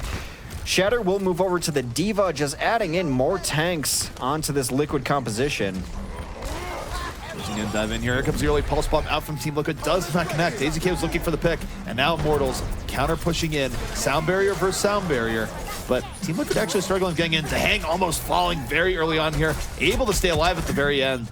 Could have fallen early on, and because he's still alive, it means Team Liquid can bring this back. Mezar gets on the hype. Dahang able to keep everyone up and healed. AZK, no health. Rewind comes in at the last moment. Team Liquid winning this fight perhaps on the slimmest of margins, but that's all they need. Dahang gets on the Verbo, and suddenly Immortals on the back foot. Grim gonna have to be a hero, but is there even time for heroics here, Hex? Well, maybe. Welcome to Juke City population agilities as that Tracer was able to dance all around him. Tracer coming back in now. AZK has been running wild. Agilities and Grim both go down. Now the cleaving damage going to try to clean up any stragglers here. That stragglers being Alucio. It's been Immortals falling all throughout this fight. Shatter gets a couple on this Diva. I'm getting a note there, by the way, the lack of just confidence Immortals clearly has in the McCree play, where ID had swapped off to the Zarya. Now, for Immortals, they didn't feel like they wanted to swap off to McCree. They had to wait for him to die. But as soon as McCree died again, they went back to the 76.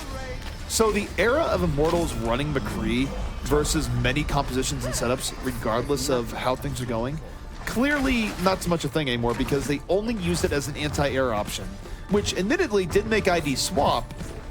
We'll see if they swap up here once more, but I don't. It's really interesting to see this shift from Immortals and gameplay philosophy. Yeah, I would tend to agree. However, they did have a Winston who was prioritizing Grim's McCree. Now, maybe he feels that his 76 is a little stronger against the Winston because he wasn't getting any help when he was getting jumped on. It was just the Winston right in his face. So I think he's trying to find his own answers for his problems rather than relying on his team right now. We do have a triple tank set up from the Immortals. Triple tank on Team Liquid. It's just the difference of DPS. Nomi able to find the hang very early on with that fire strike, but Nomi going to fall for being that far deep. So still opportunities here for Team Liquid despite being down and healing. And Dilly's actually just found himself way out of position as Verbo takes one to the skates. Grim though still going to be trying to bring this back in off the flank, has one. About to get two perhaps. Not able to finish that Roadhog kill just yet. But while that's going on, Team Liquid does solidify onto that point, and Grim gonna work around to rejoin the rest of his team, perhaps. Well, he They gets find down there. AZK! Calculated! That could have went very badly, but instead went very good instead. Picks up the double kill. He knew what he was getting into there, and suddenly, Immortals a good opportunity of retaking this point. That look on the Roadhog's face is like a kid who'd been caught by his parents or something, and as he's trying to take a breather, ends up getting the gas, but a little too late as he's taken down by Grim's shot to the dome there. That would be Immortals taking. They say point taking back. in the gas kills their Hex, and clearly for Roadhog, the distraction of taking in the gas killed him. I Yeah. think taking in the gas can also make you a genius. Charlie Kelly would be a prime example of that. Genius at work. Regardless, they are about to solidify even-wise on percentages, as the next time they fight should be about 25%. Each Liquid trying to find their way in. When they do come around this corner, they will very likely be met by a Graviton. Hype looking to set that up. Well, Graviton and Hype's going to send the Graviton first, but both Gravitons coming in. Everyone group hugging their teammates, but it's going to be Immortals with the follow through on that one. Nomi and Grim Reality just doing too much after the Graviton fall through. So Team Liquid, they lose their Graviton, no effect from it whatsoever. And Immortals now in a much better position here in the sector. Grim had taken up point right there, so he had a different angle than the rest of the team, so the shield and everything was going to be up for the Graviton, but Grim able to sneak in a lot of damage on the right side. Agility is now holding very far forward, looking for a sneaky entry kill. Does grab someone who fell on the ground. Now the whole hog comes out. Sound barrier out too. A lot coming out that's going to make the Reinhardt shield very fragile indeed, but ID over the top, Barrage only grabbing one before falling right away, so not the greatest value from that, but 2 kills from Team Liquid. They've at least pierced through the door, and AZK now falling through, not just having good damn Tracer, but also picking up 2 here on the Hog. And Immortals losing their forces one by one. Team Liquid going to be recapping this here, but not a lot of margin for error at this point, Hex. No, not at all. 70%, and Immortals has done a great job mostly in the economy game, so they will have definitely an ultimate advantage going in here. I do like that teams are starting to hold doors now, and for a while teams were backing up onto the stairs. I think the best way to hold some of these controls is right at the doorway. Here comes a charge in, misses everyone. That is quite the charge coming from Mezar that does absolutely nothing. Everyone just sort of sidestepped him in a comedic fashion where just not great. No, he had 3 targets and they all sauntered out of the way. That's going to lead to Immortals cleaning up the rest of that fight, losing Mez early. While losing a tank early hurts most teams, I feel that Liquid is in a special brand of hurt when Mez is the first to fall. Well, Liquid now, with only 1 more remaining opportunity, not a whole lot to go into this here. They're going to have a nano boost, not much else. AZK with a late swap here onto D.Va. And again, I think this is just to really apply pressure here, the Grim in the back, but we'll see if it's enough. I mean, certainly could help deal with the tac visor that perhaps they know is up here, but ID hooked to the ground here immediately. Losing battle versus Agilities for sure. 2 kills here from Immortals, and AZK tries to contain Grim Reality, but ends up just dying in the process here. So Grim picks up 3. Now we got to clean up the rest of the 8 of the Graviton, and Immortals striking back here on the Sanctum. 1-1 as we continue through Nepal. Well, we've said it time and again, but it bears noting, when Grim has space, he is a huge problem. Now, that Sanctum has been a stage that we've seen Soldier 76 on for a very long time, largely because of the inherent space he's given with the gap in the ground. You saw Grim getting so much damage, contributing to a lot of kills. That has to be your game plan if you're Immortals. Can you just let Grim carry? Just let him carry. Easier said than done. Well, the other thing, too, is that we were talking about Zen earlier as well. Well, one of the better combos that you can throw with McCree is a Zen here. I'd be curious to see them try it. Like, just go full out to the wall, throw as much support behind Grim as possible. Now, of course, Ethan is a great Ana. There's a lot of reasons why they'd be hesitant to run, say, Zen Lucio here, but I think it's something that could work out if they gave it a shot. Well, they're going to go with McCree here. That's Grim Reality. Hype will be on the supporting duty, you would think. Just I'm imagining how Jake and Train run the McCree and D.Va combo to perfection. We'll see if they take a page out of that book. So far, seeding high ground, not wanting to jump there. They get Ethan so low. Gotta find that kill. They do not, as Nomi and Agilities come into the closet and turn the fight against him. Agilities just eats AZK to start that out there. Not a great look. Sometimes the Hog just gets you before you know it has happened, and very decisive here from Immortals. They're going to take this point relatively quickly, and Team Liquid gets one more fight here before ultimates really start being a factor. We'll give some credit to Hyped on the D.Va there. Was able to save Ethan, who got so low with the Genji coming in. The follow-up was supposed to be from Tracer, but Ethan was inside the defense matrix. They couldn't find the last points of damage they needed. ATK turning to the back end, trying to distract a little bit. Split attention here from both sides. Agilities, of course, and Hot Pursuit. Not hitting AZ yet. No, finds him towards the very end with a little bit of help. 5v5 here on the point. Shatter gonna have to be the hope here for Team Liquid. No AZK heroics to bring this back this time. Dragon Blade at the ready. Here it is. Comes in and gets hooked right in. Agilities again with the save. Or was it a save? Ethan's still gonna fall. Shatter still finding a way, picking up 2. Hooks not going to be a stopping factor here for Shadow, clearly. I think, if anything, that hook just made him mad. It's like when you just barely spray a bee's nest. That's what happened to Shatter there. He got hooked and got aggravated. Went to town, able to get a couple kills, and that will be Liquid flipping the point back over. I think he earned himself about 4 or 5 sprays of "You Are Not Be Prepared." But there's a 6. I'm actually going to be a little bit upset. There's a spray quota. He has used them all. That was a 5 spray alt. You are not prepared indeed. We'll see what happens here as there's some ultimates online for Immortals as they try to come back in here. Whole Hog, mostly nano boost. It could be very interesting when you nano boost a McCree. He's going to be close to having his Deadeye. We'll see how they want to go. AZK sticks the pulse bomb, not able to confirm the kill though. Special delivery might have hit directly on the Reinhardt shield. Either way, it's not a kill to begin with. Grim able to punish the hang early on. This is where Team Liquid needs to get a kill right now to try and equalize before the healing gets out of hand. Earthshatter coming down by Nomi, sets up for 2 kills, and Immortals going to be reflipping this point in short order. Very close here between both teams. Well, the McCree's a great run, in my opinion, not because it's only good against Pharah, which it isn't, but it just really shuts down these flankers. You see all the damage and all the space it creates. Oddly enough, we talk about McCree needing space to operate. He can create space by flankers not wanting to be within his flashbang range because he's shut them down a couple times now. Indeed, and now for the next fight, Immortals is in a very good position. Not only have they taken the progress lead here, but they're going to open up here with the Deadeye and takes down Dahang again. Dahang just getting bopped all around early on in these fights.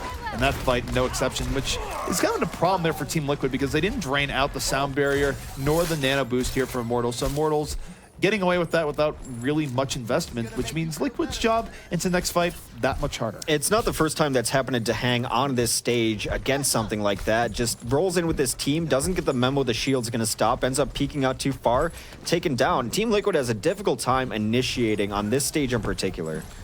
Well, for Team Liquid, they're going to have to find a way through, or the stage will be leaving them. And here comes Jildy's nano-boosted whole hog, going directly into the defensive matrix, so bit of a washer. Does finally send Diva on a journey, but while it's going on, AZK finds Nomi early on. Jildy's repaying the favor on the Mezar. Bad day to be a Reinhardt. Grim Reality on the Dahang again. Deadeye or no Deadeye, Dahang not able to escape the law of McCree. New sheriff in town, perhaps, with AZK keeping the hook alive. At some point, AZK going to have to run into Grim Reality here, and I think that Grim would be a little bit favored, but 51 HP, not getting healed, but certainly able to lay in the cleanup. But the fire strike, Mezar freshly respawned, able to deal with it. And Team Liquid still throwing on set point here in overtime. Yeah, it's not going to be quite enough, though. The sleep will come out on Agilities, but I got to say, I really like Agilities throwing that whole hog right into the Matrix. It just split him off. Knew it wasn't going to get kills if he turned around, but it was able to keep the Ana and the Diva out of that fight, essentially turning it into a 5v4 behind him. Able to keep his life up too, got a couple kills after the whole hog. So yes, ideally, you're just throwing that whole hog into a non-defense Matrix Diva. But I think it was great there, just use the push power of it to keep the team separated. If nothing else, the gamble paid off there where no one really wanted to try and engage on him because he had the nano boost on. It does make him more durable. Yeah. And it did split things off quite a bit. So not the best round there for Team Liquid. And Team Liquid now fighting for their life here on the Paul. One more round and they are out. Immortals, of course, one more round, and they will be up 2-1 in the series. So, a lot at stake here going to this next round as ID taking to the skies here once more as fair. We'll see if he can get that early boop here. It's been a little while since the last one. Maybe we'll get it here. Yeah, it's about time for a boop. He's definitely going to be going for it. Order of operations, fly in, try to get the boop. If that doesn't work, spam shields. But right away, gets a nice angle onto Ethan as he's not joining the main fight, getting a lot of damage in. They didn't expect this. Came from an angle that perhaps was a little bit foreign here than Immortals, but certainly working out. 2 kills from Team Liquid, and this is going to give them first cap, likely. If they're not as decisive on, perhaps not, but Immortals more than willing here to concede quite a bit of ground as ID only one in the point. Had a little bit of hope, perhaps. Yeah, you don't want to come in when you've lost your Ana. Of all the heroes to lose, it can be pretty rough with your main source of healing and you're trying to take an attrition war on the bridge. They do win the war on the bridge eventually, coming up over the top as they continue to fight. Verbo takes down his opposing number, and Rafa somewhere on the point here below us. We did not see it. Not hitting any rockets, and they've lost a couple quickly. Verbo serving Rafa on the point in a dancing contest, perhaps, but Immortals coming back. Grim Reality and Jildy's combining for 3 kills there as the front line of Team Liquid breaks down. And oftentimes when you lose a stair fight, it tends to go in against you very, very quickly. I just got the dance fight portion of that. That was a little "you got served" reference. Have you ever said "you got served" to someone in real life? I have not. I am nowhere near hip enough to pull that off. Yeah, we'll give it a shot. We'll find some sucker, we'll punk him, and you can say "you got served." All right, this is how I died. The bridge board continues. On the other side, Graviton is getting close for hype, but more importantly, he's got 100% charge. He is chunking through these shields, and now he's out for blood. This is where you want to be as a Zarya, but Grim here on the opposite side, holding things down while Hyped is holding down the front. 3 kills here from Immortals, and as they back up from the enraged Zarya of Hype, they run right into the pulse rifle fire of Grim. And Team Liquid, again, just struggling to win the poke war, which probably was lost when they fed Hype that degree of shielding. And now for Immortals, they have good tools here to keep piling on here, the Team Liquid. We'll see what Hype does with this Graviton coming up. Graviton going to be absolutely crucial. Perhaps a giant barrage could come out from ID, but I don't think he's going to have a sneaky flank or get anything more off. I'd be surprised if he completes the barrage. Graviton's going to come in. It's going to pull in 3. Is the fall through going to be there? Nomi gets into the fray of things, but ends up dying in turn. Not able to really capitalize on, so both teams down a tank. But you gotta think that's more of a win here for Team Liquid because they weren't the ones that burned a Graviton early on. ID holding on to the barrage. We'll see this moment. Down goes Roadhog into the pit. But guess what? Grim Reality's Attack Visor coming in off the flank. Going to be literally throwing Team Liquid into a corner here, and yet Rafa coming victorious with that corner. Able to take down Hype. Very interesting find. Another environmental kill. AZK throwing Nomi into the pit. Suddenly, it's Team Liquid plus Gravity versus Immortals, and I'm not sure this team up was sanctioned, but it does give Team Liquid control back at the point, and they have a lot of ultimates now for the next one. Liquid definitely needing the help of Gravity throughout this match. A couple of nice environmentals there, and that leads to the giant ultimate advantage you're seeing right now. 5 up for Liquid, able to win that fight without blowing any. They've got their full war chest stocked. And for Immortals, best goal here in this push is going to be trying to drain that out a bit, get rid of those resources, at least within reason. Now, rest of Team Liquid here really staying on the point. They're making Immortals come to them, and this isn't bad. It's dragging things out. They just need to be aware not to lose the poke war. Mezar going to fall. The sound barrier from Rafa not coming in time. Comes late, but ID off the Graviton. Takes down 3. A great Graviton barrage setup. Going to be throwing Immortals right back, but in a sense, Hex, they also do their job.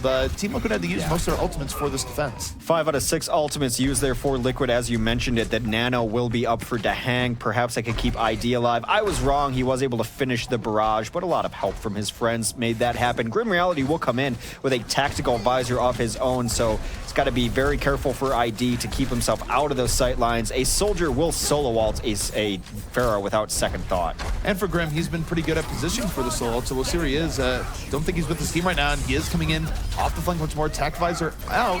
Hasn't gotten much with it here. Perhaps getting a little bit too sneaky. Does finally get ID and Rafa, so better late than never with those 2 kills. Team Liquid still trying to fight it back, but Agility's going to be vanquishing the last 2 members here of Team Liquid.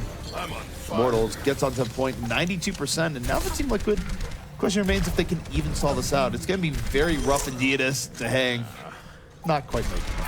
Not quite at all, and they're going to go desperation on the point. Rafa's going to get slapped. There goes a flying Mezrar. Not long for this world. 4 kills. Immortals with the cleanup off the back of the previous Grim Tact Visor. He started out trying to get everyone coming through the choke and then realized there's nothing here. I can't do anything. I'm getting hit by rockets. Rotated all the way around, and I think Liquid simply couldn't find him after that, and he was able to shut down a couple, got as much value out of that tac visor as possible.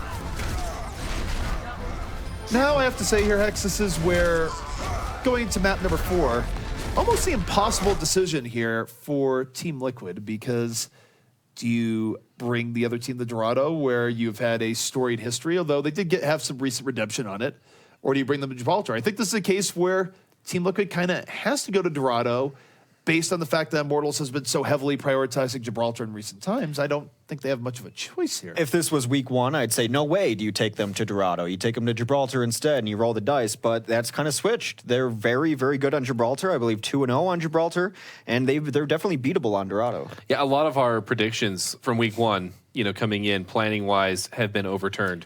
Welcome to Overwatch. From week to week. Yeah, it's very different. We're seeing also, different many things. rosters have been overturned as well. Just throwing it out there, this is a different Team Liquid. Immortals, I don't think they would change rosters, but hey, when all the cool kids are doing it, why not just randomly kick someone? Jump on that bandwagon. Well, before we get too deep into that, because I'd be curious to see which one we get this time around. But I want to talk about a few things that just happened on Nepal. First of all, Sanctum. We saw that twice, and we saw that Grim 76 versus ID Pharah matchup both times. And outside of a few boops, which is not the first time we've seen ID really taking advantage of the gravity there, how did that matchup work out? Grim got the better of it, straight up. And again, I'm not really sold on ID's Pharah. I think there's moments where you look at it and go, actually, he's starting to make this work. This is working out well. But then you look at the totality of the footage that's there and you go, actually, I'm not sold on this Pharah. And I think it's been a rough time for ID. I think they are trying to make the 3 DPS work when they run it. They are trying to keep the Pharah a viable option. But I just don't think they're getting the contribution that you need from a Pharah to make that worthwhile in this situation. I completely agree. I'm beyond the point with Farah's now where a couple big plays salvage around for me. I need more consistent Farah play. And I think you can play. I just feel he has not caught up to where Farah's are being played now, which is you're kind of backline for the most part until you have those moments. You're part of a combo, you're part of a setup, but the glory for you is cracking shields, doing 100 damage and not dying. Staying alive is so much more important. And Hex, I'm just glad that you agree on this here, because let me just tell you that when Hex is potentially disagreeing with someone playing Farah, you know that it carries weight because there's no more lover of Farah than this person sitting to the right of me. Yeah, I do have my Farah pom-poms for sure. Deep But within his I do, heart. there are... The way you play her now is different than how you used to play her. And I think the teams that have had success with the Farah have picked their spots a lot stronger and are going in. They're playing much more with the team. No longer is it combo in 4 people. We've seen that doesn't work out. You play with the team. That way you don't have to run a Mercy and you get all the damage. And then you communicate and let your flankers clean up your kills. Well, and we even saw that it did very well in those initial stairs fight because ID was just hanging out in the back, getting in some nice shots. And then from there on, it was the Grim Reality show, getting the high ground as Immortals completely, took both times we had Sanctum there. And I also, the other angle that you can take with Farah that has been taken is complexity, for instance, they just get the Big Bang combo, or I guess in this case, the Terror from Above combo.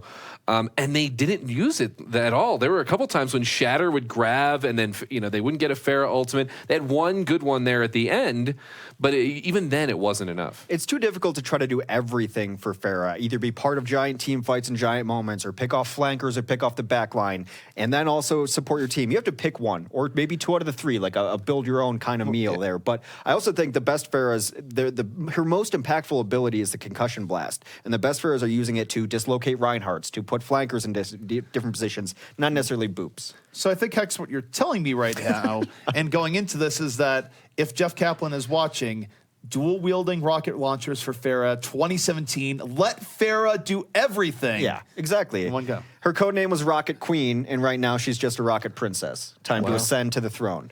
Alrighty. Well, that is some next level analysis of the hero itself, Farah, and let alone ID playing Farah, which we talked about. Well, let's actually move forward then, talking about the next map, because it is going to be Dorado, and this was Team Liquid's pick.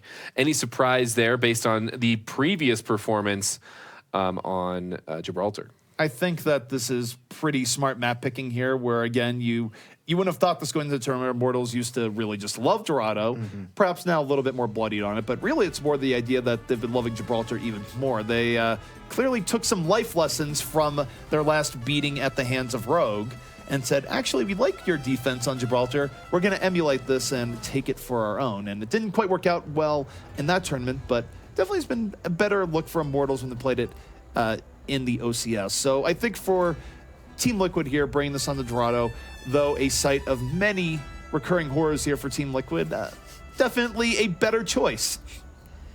I would tend to agree. Immortals seems like they're adapting, but at a snail's pace. They're adapting like an American car company, where once every week or so they'll make a change, a minor change, like trying to play that very aggressive defense, as you mentioned on Gibraltar. Didn't work out for them, but I like that they're trying at least some different things, knowing this doesn't work, we got to at least try something else. So they are changing and adapting at a snail's pace, but adapting nonetheless. My big question is what ID is going to run here on offense, because you could see Farah, you could see Widow.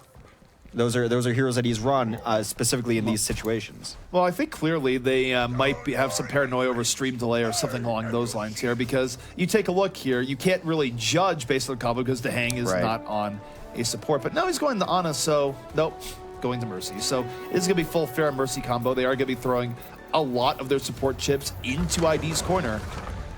And we'll see if ID is able to deliver as he goes up against what is going to be relatively standard defense here from 7 Immortals. And Hyped taking down the hang immediately. The Mercy slaughter begins. Well, they do take down Hype there. I was really hoping that ID would come over the top and hit a Concussion Blast just to cause the chaos, shoot everything off the roof. I think he just missed it as he was going for it. Agilities will take down AZK in turn. So far, defense does not have to vacate this high ground, which is exactly where they want to be. Some dancing in from Shatter might get him caught as he's getting hunted down by the Reinhardt down below. Reinhardt's going to be a little careful, though. Nomi's in a bit of trouble. able to get back with his team, but now caught out, isolated down below. Now they can get working on top without that shield up there. This is a little bit of a weird defense for Immortals, where I think they're overextending their welcome. They're not running a dive defense, so I'm not sure they really realize this, but this is very risky for the type of defense that they're running here. Liquid, perhaps, with the opportunities that are not being capitalized on. And even though Immortals are on the top, they do take down Hyped. And now this is a problem act for Immortals because they don't have the safety of the courtyard. They have to run back in a hurry. But luckily for them, they do take down Mezar pretty early on. Still, though, ID raining rocket after rocket from above. Immortals gets into the courtyard relatively safely for the risk they were taking. Beautiful blind rocket, knowing that the Tracer might be coming through that doorway is what took him out earlier. That was a damage boosted rocket. Now trying to get more damage in there. They do bait out the tactical, which is okay-ish here. Not everyone was in there. They're going to lose this fight for sure. But now they should have a lot of options going in. Well, hang on. The res comes up, and the Earth Shatter is a little bit too early. Nomi does use it for nothing. Barrage raining from above, but even though it gets 2 kills, it leads to ID's death, and unfortunately, Resurrection just leading to everyone suffering pain once more. Mercy, don't you know that death is inevitable? Bleak, man. That's bleak. Correct, but bleak. Shatter will switch off of the Genji as he pulled out the Dragon Blade there. Didn't get much done for all the ults that they threw at this fight. Not the results they won. Shatter instead will come on the D.Va. What do you think of this choice?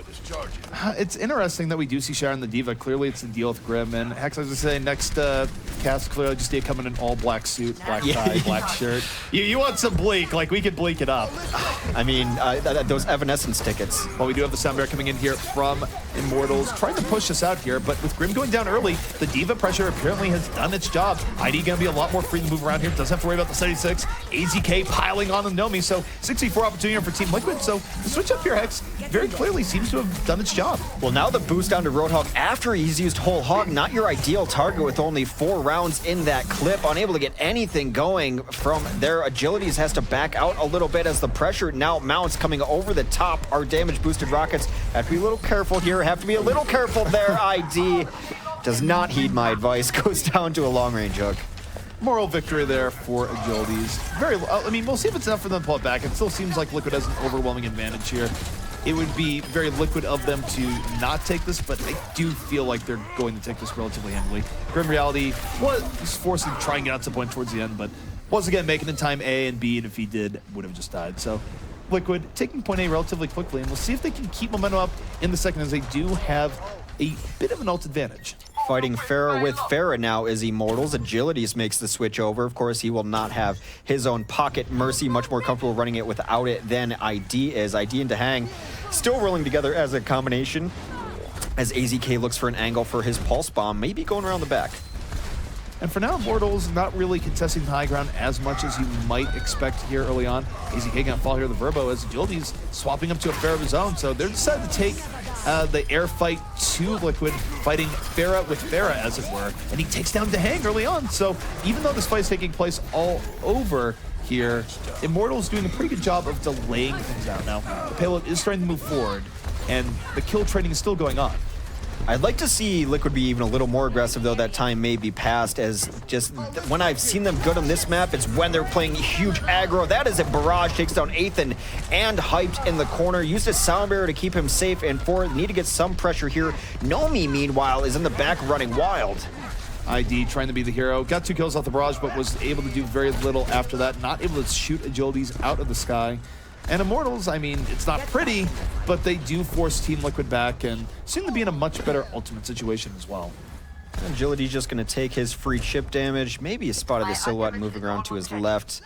Is going to look for some of these entry damages as they come in. As he doesn't have ult yet, so you do definitely want to get some damage in to get up to 100%. After that, you're kind of just feeding the opposing team some healing.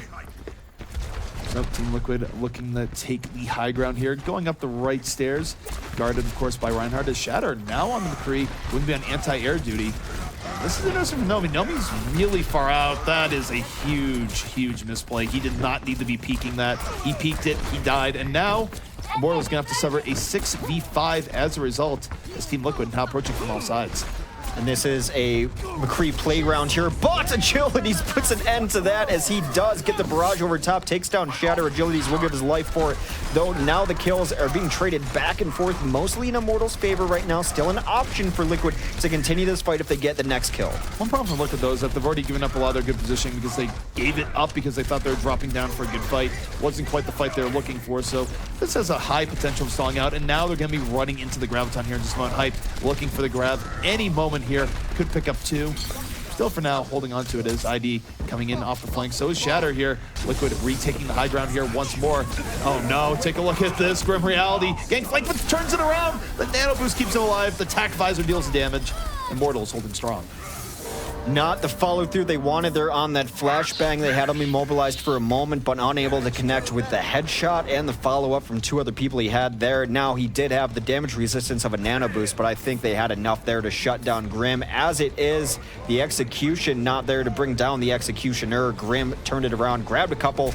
That clock means time is running out. Last push for Liquid. Final 5 seconds here underway for Liquid as they try and get through their ancient nemesis, the second point here on Dorado. Soundbear comes out early on from Immortals. Again, try and stop this right where it stands. 2 early kills off of that sound barrier. Hype still holding on the Graviton, which very well could be the finisher to take Liquid off this. Look at this point. Struggling to even get on the point. Diva having to sacrifice her back. Late Graviton comes out, hits absolutely nothing, but that's because everyone is dead. Well, Grim had himself a nice game on the Soldier 76. No one really bothering him too much. And as you mentioned, Team Liquid's nemesis, second point Dorado, strikes again. I think they had a moment, and I always go back to this one time. Perhaps it's just the memory that's been burned in from Team Liquid. The one time I saw them dominate on Dorado, they took first, they kept 3 people back, and just Hang and ID went forward. And they camped doors, and they chucked down rockets, and they got a lot of aggressive kills. They were hitting directs. I think they were a little slow there. Part of it was because ID died before they captured first point. He was unable to get there. But I think with this composition, had they been more aggressive onto second, more aggressive in taking and holding that high ground, they would have fared a lot better. It's very possible. I mean, you take a look at Team Liquid, certainly I would say that they have issues actually figuring out how to engage on that particular point. I don't know what it is, but even when they get through it, they have to use shenanigans like sneaking it to get through. And I don't know. Team Liquid, second point Dorado still remains a bit of a challenge to them, but still probably the right decision to come here as opposed to going to Gibraltar. Would tend to agree it is the right map for them. We'll see, though. Very easy win condition, perhaps, for Immortals. All they have to do is push it to second point. Progress will be on the ground to inform the viewers at home of that. Do you think they're going to run this Widow? We'll see. Regardless if they run it or not, I mean, for Immortals, they finish this out quickly. They can still make fishing night here in Dorado Bay. Upsides. All right. Well, what do you think they're doing out there? Just sightseeing? Nah. Fishing season. It's possible. It looks like a resort town of some sorts, perhaps. There's just, maybe they're parasailing. Let's go with that. All right. Well, AZK in or the top team Liquid going to be running this highly aggressive defense. We saw this, of course, perhaps perfected in a sense from Rogue in the Overwatch Monthly Melee. We'll see how effective Team Liquid is at doing this time around. Bear in mind that Immortals is not complexity. They are not. They are not. It's not as all-in as some people think it is, because if you die out here, you can fight in Courtyard again. You're sacrificing positioning should that happen. However, if you can get a couple of team fights out here, you really slow down the progress. They do trade out right away. Nomi goes down to ID eventually, but they did get a kill for the side of the offense too, so pretty even as things go forward. Ana in trouble is going to be cut down eventually by Agilities. Anytime you can take out Shatter, it's great because now you're forcing ID to do more of the damage there, and he's just not able to shoulder the load. Everything going the way of Immortals there, just solid mechanical play across the board, and now pretty difficult here for Team Liquid to hold first. They're going to have another defense here, but they're going to have to come in scattered position and very likely going to be tasting Agility's steal. They're going to get back, but they're not going to be happy on the position in which they're back. Probably going to have to rotate through this cabinet here. Might get a giant dash through multiple heroes as Agility's still trying to get there. Gets bullied out, but not enough. Still on the ground, and Liquid in a terrible spot to engage. This is not where you want to be, and now the Dragon Blade going to be ready to cleave through that tiny alley where Team Liquid has placed themselves. Do have the attack visor coming out here from ID, trying to pull it back the other way. And they've taken out Diva, but here comes Joldy's late Dragon Blade into the fight, looking for anything here. Getting danced around the fountain. One more slice on the Rafa, gonna take him out with a little bit of help. Not the best Dragon Blade, but has enough damage has been done. It's still very close here, Hex. It is close, and Liquid has gone mostly all in on this point. They've used everything that they have. Grim will finally go down to AZK, who's been the saving grace here, getting so much last-second cleanup. To hang using that nano boost onto the Winston was questionable for a moment, but I think they really are all in on holding first here. 2 minutes left. 2 minutes left here. And for Team Liquid, that would be a pretty good turn out, although Immortals has had some issues here on first points recently. They've been showing weakness in regards to actually moving in. AZK has been Immortals looking to vanquish that weakness. Early Soundbear coming out here onto this fight as Grim treats AZK to that new scrap gun spread. Delicious scrap delivered right to your face. 2 kills here, though, from Immortals. And Agilities and Hype should be able to get this last big cleanup. Might be seeing a little bit of fireworks, and that's exactly what we're going to be seeing. That's one way of getting people to move off, and then takes down 2. Goodbye, good night, bunny bombs for days. Well, one of the reasons why D.Va can be so good, one of the multitude of reasons I've been calling for more D.Va, is when you're running against these compositions, as soon as the Winston barrier's down, there's nothing. There's nothing to hide behind against a self-detonation. So able to clean that up, no Rhine shields to worry about, so it can be very valuable just from an ultimate standpoint. I try and hide behind my exaggerated sense of self-worth. It doesn't work out. I still get exploded and my world shatters around me. Hey, but self-awareness is the first step. Here comes the Dragon Blade. Agility's coming in, Dragon Blade up, moving to the backline, trying to get on the Ana, takes down to hang, looking for a little more, not going to get as much as he wants. Mezar putting an end to that electricity over the sword as Team Liquid just fighting for a little bit of stability here, perhaps, but Immortals still in this fight. Grim Reality moving in and around. Bit of chaos on the point as finding Winston in over the top. AZK and Mezar gonna put an end to that as Liquid perhaps getting a little bit better of this fight, but respawns are coming in. Well, this fight's been going on for all of 15 minutes now. It seems like Agility's trying to bring it down. There's this helpful Zarya, or rather D.Va coming in. Hyped is going to get poked down, but not before he takes Rafa with him, and now we've got a Tactical Visor up top, nano boosted. ID coming in, looking for any targets as the self-destruct gonna force him off that high ground in a hurry. Does not want to be the next hit on D.Va's list. ID taking down Hype, getting double kill here, so positioning change notwithstanding, ID able to take down 3, so good fight here from ID, and Liquid perhaps looking to vanquish some demons here on seconds once more. The fight finally stabilizes, mostly because someone finally took the high ground away. It was ID rotating up there. He was gone for the fight for a little bit, but had been scrappy and on the ground for the majority of that, able to pop the double ultimate up top, get enough space to clean some things up. It is 2 minutes left for Immortals to get to that progress marker on the ground. Immortals looking for a slightly better push this time. Shatter, though, with the key to shut it all down. Holding Dragon Blade here in the back line, just looking for the right target. Soundbear comes out here from Liquid. No Blade, though. They don't feel like needed here just yet, and perhaps they're right. Both supports going down without much of a fight. Immortals getting thrown back here once more, but look at the war chest they're building up here. This is clearly intentional, just to drain ultimates from Team Liquid, and successful. We're able to grab a couple out of there. Shatter has been running wild, though. It's so crazy to see the snowball effect. These dash resets have been coming very quickly, but Mez got slept, and it's going to be the first death as this fight starts off. Very big opportunity here for Immortals. They get the early pickoff. Now they have ultimates to throw in on it. They're down hype, but they have so much power that's not going to matter. Nano Blade almost certainly on the menu, and this is what's going to happen to Agilities with the Nano Blade. Takes down Rafa immediately. An early hook in from Grim just to be the cherry on top. 3 kills here from Immortals, and that yellow box of victory looking oh so close here. Immortals about to potentially put an end to Team Liquid's hopes here in the OCS. Payload moving forward. Will there be any stall? No. Immortals takes the series 3-1, maintaining a bit of dominance here in Dorado. Team Liquid going to fall, but perhaps not without a fight.